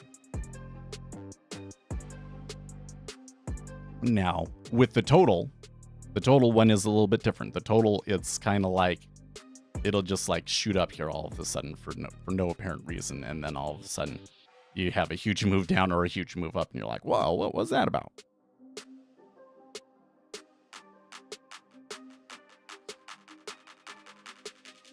But, you know, we created these indicators as like a way to like view this data and see what we can find. Well, there are definitely interesting things about it, but I didn't find anything that was explicitly helpful to the discretionary trader. And they weren't intended to be for the discretionary trader anyways. I built them for my algorithms. And I'm still kind of working on like the whole data pipeline, because the being able to use those for algorithms ends up being a complicated thing because you can't do tick replay. So you have to collect the data. Yeah, the resting orders one is more interesting to me, because you will see it cross that zero line. Yeah, it'll be like I can't. When I was using it, I have these charts. It's like, here's a thing going up, and then all of a sudden it kind of turned around and went down, and you would see this. Okay, like there's a huge imbalance on the way of bids, and then all of a sudden it crosses over. And that was when the turn happened. And I would see that all, like every time that there was a major turn, I would see one of those shifts. But then as soon as I started trading it defied me. It was like, I think that there's going to be a reversal, and it wasn't. It was a continuation, you know? So then you get one that's like this, right? And it still kind of does the same thing. And you're like, oh, what happened? But you'll always see some sort of a change behavior. It'll be kind of, and then all of a sudden it's really going up, right? And it would be like this. It was weird. That's why I'm saying, like, with that one, there's really something to it. But to sort out whether it's a long or a short signal, I think that you would need a hidden Markov model sort of a thing to sort it out. Maybe at some point I'm able to do enough data science to get an indicator that just simplifies it into, should you go long or should you go short, right?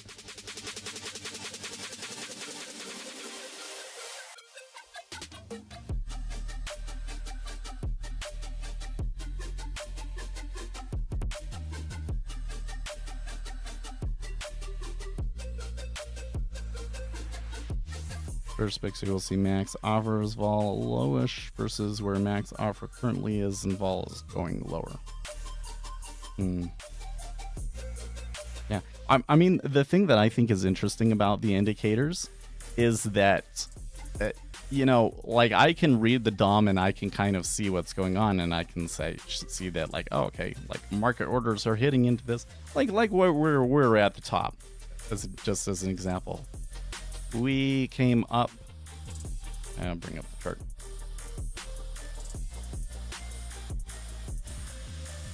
Right, we came up here and then we came up here another 2 times. And I was saying, well, this looks like a resistance area. But what actually is resistance? Other than like an area that like price doesn't get through. But like when you look at absorption and everything else, like cumulative delta through there is flat. Right? They came up to that spot and then nobody wanted to transact. So it's coming back the other way. That doesn't mean that this is like there's strong sellers there. If somebody really wants to buy, they're going to blast through that. We don't have any strong evidence yet of there's a lot of sellers up there, because every time that they get up there, the buyers just kind of sputter out. So there's, I think something that you could see happen, if it does happen, it probably will happen after we're gone. But something that I think you could see happen is that we do make a new high.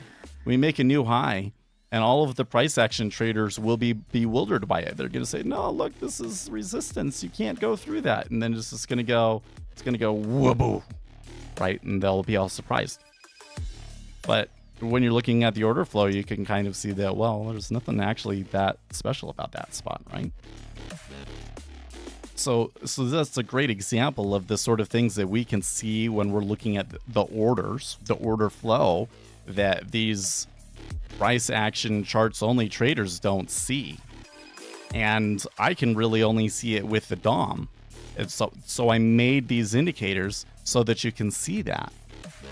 So that you can see, cumulative delta is flat. I'm not actually seeing anything that interesting happening in the balance between the bids and offers and stacking and pulling and all of that, which means it's kind of a lackluster market. They're probably waiting for Powell. There we go. Not much of a reason for me to take a trade right now. It's kind of my conclusion. Kind of, sucky conclusion, but if it does what you say, would you consider that toxic order flow? Yeah, well, you know what? So the toxic order flow term, I'm not a huge fan of. So for some reason, the research that is out there, the term toxic order flow seems to get you an in to research. Like that's one of the terms that you start looking up that and then it will start providing you research, and that's one of the few terms that retail traders find that leads them to empirical research, right? Because nobody ever looks up million meta order analysis in the cryptocurrency market. You can search for that unless you already know about that study. But that's the ones that I think you want to read. So they have this kind of term of a toxic order flow. Now, the problem with this term is that it's very much like from perspective. It's a term that only makes sense from within a certain perspective. So we see toxic order flow when we say, oh, we need to identify these flows that are toxic and these flows that are not in order to determine if we should trade against them or not, right? But really what it means is it's toxic for the market maker is what it means. It's toxic for the market maker, right? And the whole reason that this comes up is because the data sets that a lot of the researchers we're working with do not include the full order flow. They can't see the full order flow. And so what they're trying to do is they're trying to find like the best proxy they can for the order flow, right? And so you'll find all of these studies where they talk about like I forget what they call it, but that there's this sort of indicator that's supposed to tell you like how toxic the flows actually are and everything else like that. Really, all that is just a way to try and reconstruct when you don't have it, what cumulative delta is. So really, if you want to know, what's the best indication of quote unquote toxic order flow, it's cumulative delta. When you're seeing large changes and consistent changes in cumulative delta, that is an order flow that is quote unquote toxic for the market maker, right? It's a directional flow that just continues to move up and up and up. You don't want to take fills against that, right? So whenever you see the discussion about toxic order flow, just think, oh, okay, so everything that Seth has taught me about cumulative delta, and put that in its place, right? there are large meta orders that are executed out there that have to be executed over time because there's not enough liquidity to facilitate those orders. And as a result, that means that they have to take liquidity out with market orders. And when there is an imbalance like that that's causing people to execute like that, that imbalance tends to persist because it takes them like all day to execute those. And so the market maker gets that toxic order flow against them. And so the whole time they're kind of pulling their offers and, avoiding taking on short inventory because it's going to continue going in that direction.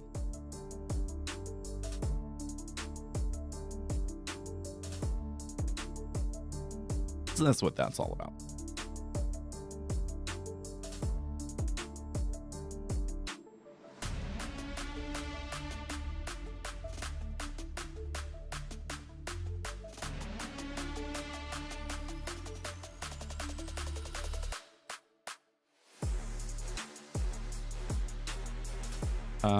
But again, my reading of it right now is there's not any such.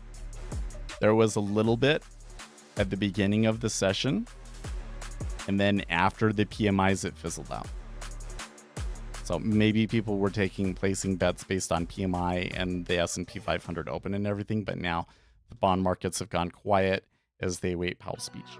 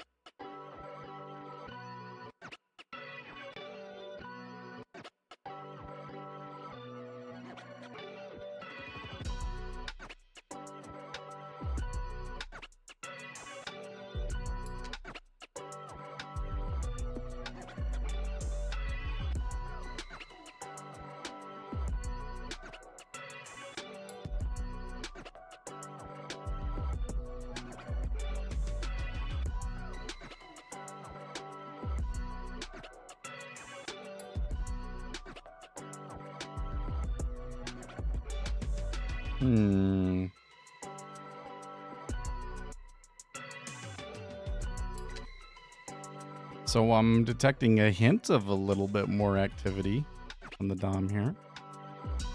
They kind of perked back up when they came back into that 19.5-ish area.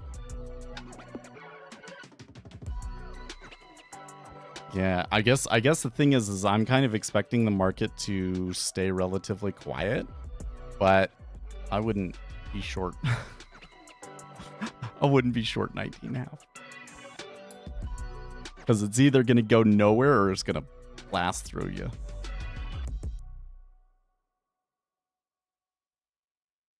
I think I'd rather be long than short.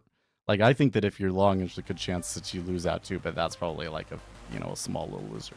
Whereas if you are short and you lose on that one, it's going to just blow up in your face.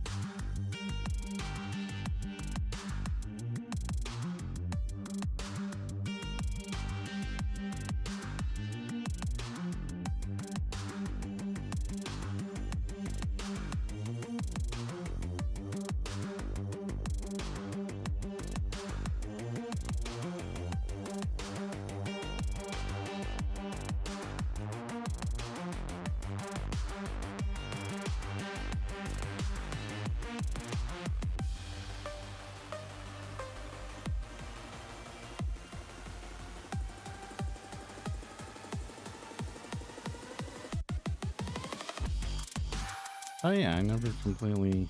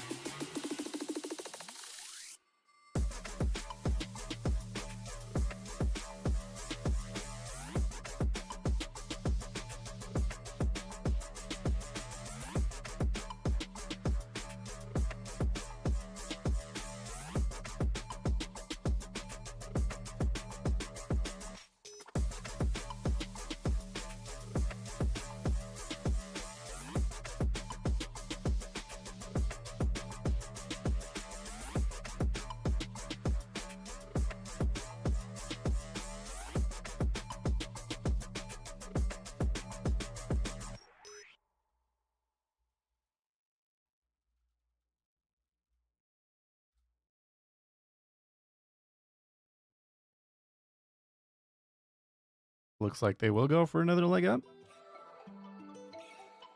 I'm still not seeing that imbalance, but they've definitely stepped up to it, and it really does look to me like that there's nothing there.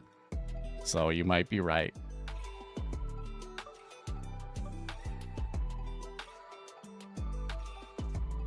Tomorrow is going to be a pretty big day.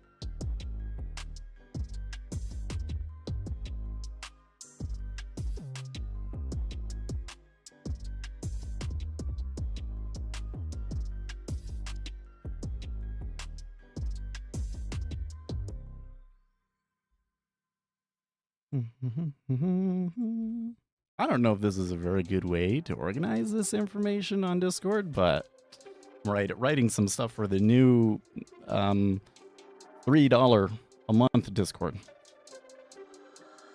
And I'm making a thread in the discussion forum for all of the major data releases this week. And it looked like they were really lining up for it, and then they came back to the 18 again, man. So Market Maker is really just messing with everybody there, right?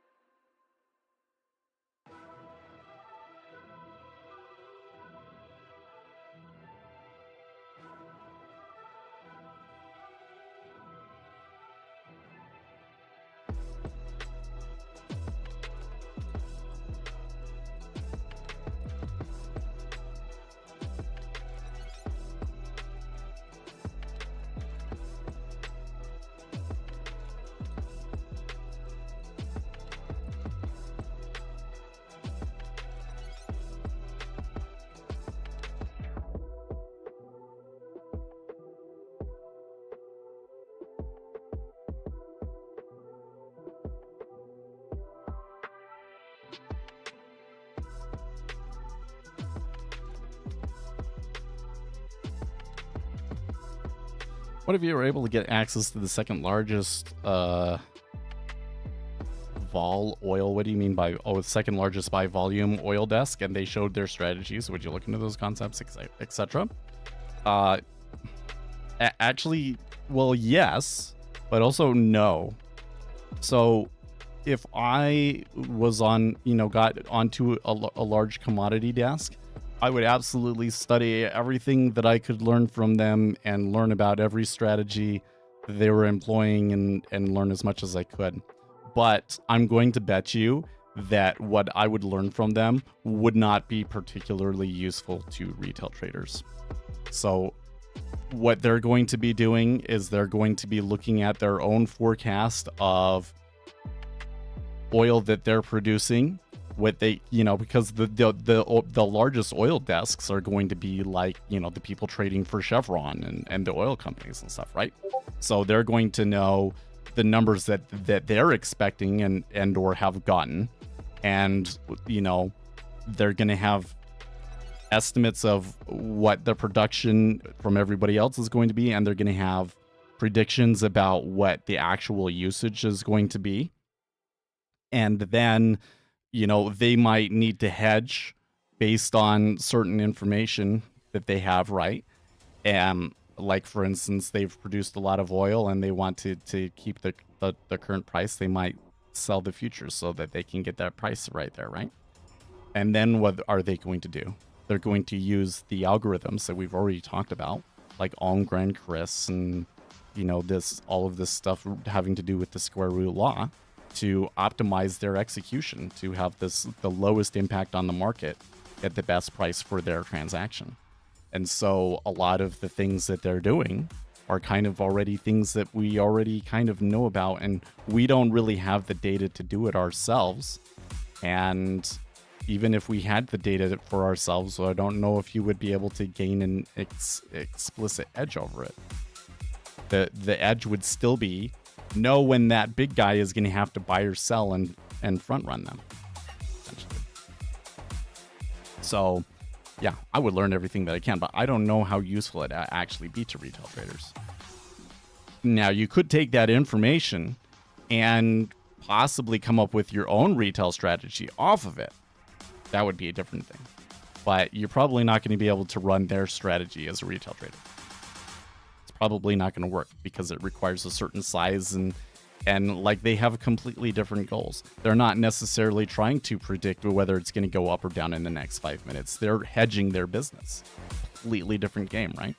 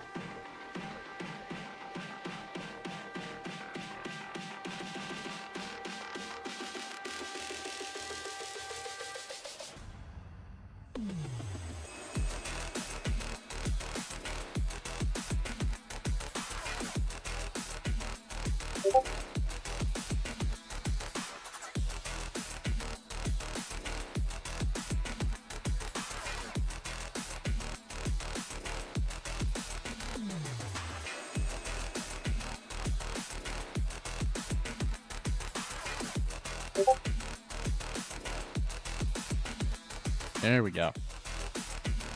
Okay, so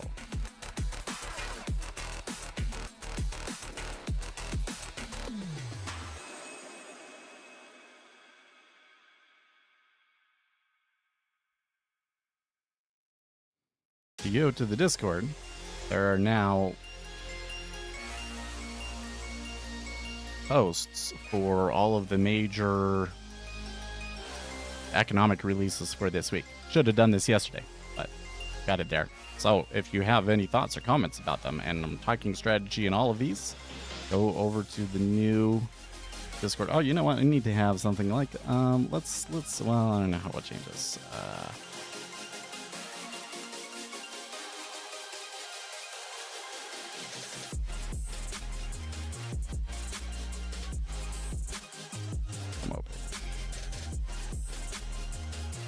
Let's link the promo page in here.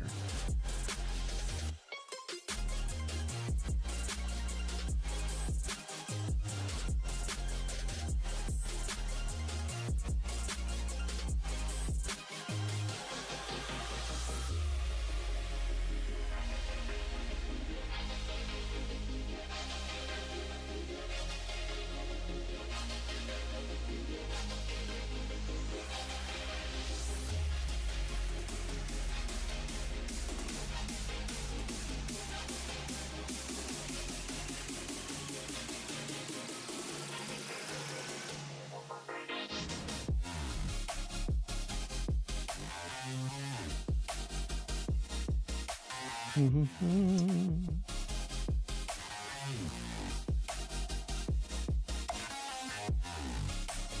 you think the 205 probing was probing to test the supply? I think that what happens is when you get into an area like that, the market maker again injects liquidity, or sorry, injects randomness into the market to try and make people think that we're having a breakout or not, and to kind of test if there's demand. And sometimes, like in that situation, given how flat it had been, if it had broken out there, I think I actually might have tried fading it, because you have a breakout and there's not really a significant change in the imbalance in the market orders. Then that was just the randomness from the market maker being injected, and that means that it's it's likely to continue to be relatively random, and so that's kind of one of the things that can lead to a false breakout. So yeah, they were test. And it wasn't. So I wouldn't even call it a test of the supply. I would say it's a test of the demand, right? They're putting it up there and seeing if putting it there, increases the demand for it. Because again, like supply and demand in financial markets is very inelastic. So it going up can kind of increase demand for it. Hey, Paul, a short video perhaps similar to what you just explained on how if you knew exactly the strategy and the goals between entities, banks, and people can be different. Yeah. Who are the different players in the markets and what are they trying to do? Yeah. That's one of the things that I go a little bit into in my PDF. Oh, we could do better job.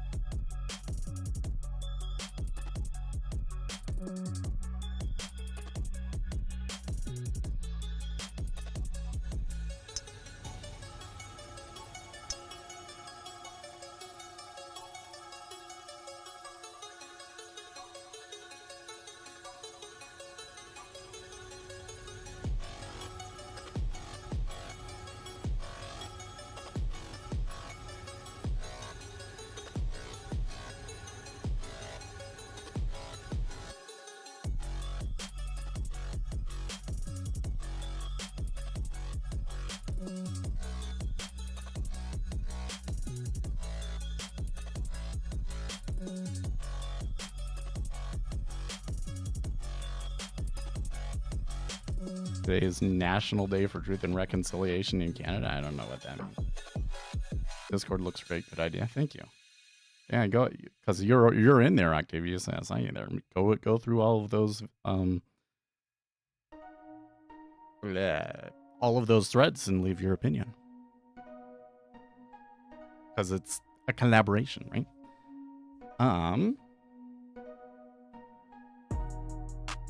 By the way, one of the things that we're doing, like right now, let's just get the server up and going. Because like the way that this started was, oh, Seth lost his job. Well, there's lots of people in the Discord, and if there was a subscription Discord, you could probably make a bit from that. But then that was like, oh, well, the great thing about that would be less spam, because sitting in the Discord, you get a lot of robots. So that's why I decided to go to like the $3 a month thing. So with a $3 a month thing, I'm going to be providing a lot of content and everything, but you guys are going to be providing a lot of content too. And the real value from being in the Discord is going to be all of that focused interaction, like actually having other traders to discuss, here's why I think that, you know, non-farms this Friday is going to be really good or really bad, or whatever the reasons are, right? And everybody can benefit from that discussion. So with that, you know, well, we need to have an incentive, because if you're all providing a ton of content and I'm just making all of the money from it, well, then that kind of like doesn't make much sense, does it? But Discord has all of these features and everything to like make a team. So I can like expand the team, like people that are contributing, I can expand the team and have like, what like, I'll call them contributors, let's say. People that are posting stuff a lot, they can be contributors, and they'll be on the team and share the profit that comes from the server. Not that I expect it to be a ton, but you know, I think it larger, it's not going to be a ton, because it's only $3 a month for each member, which, you know, even if we had 100 members, which would be a lot, that's only like $300 a month. Then you know, you share that, but still, it's something. I want to create like monetary incentives for people to contribute. So like, let's get the Discord going off the ground, and you know, get a couple more people subscribed and get more content and discussion going on in there. And then once we've been going for a little while, I think I will do that. Look at the people that have been contributing the most and add them into the team. Well, I get so wrapped up in what's going on that I kind of forget what time it is. But it is time for me to get going. So I will see you guys tomorrow. In the meantime, stay excellent, team.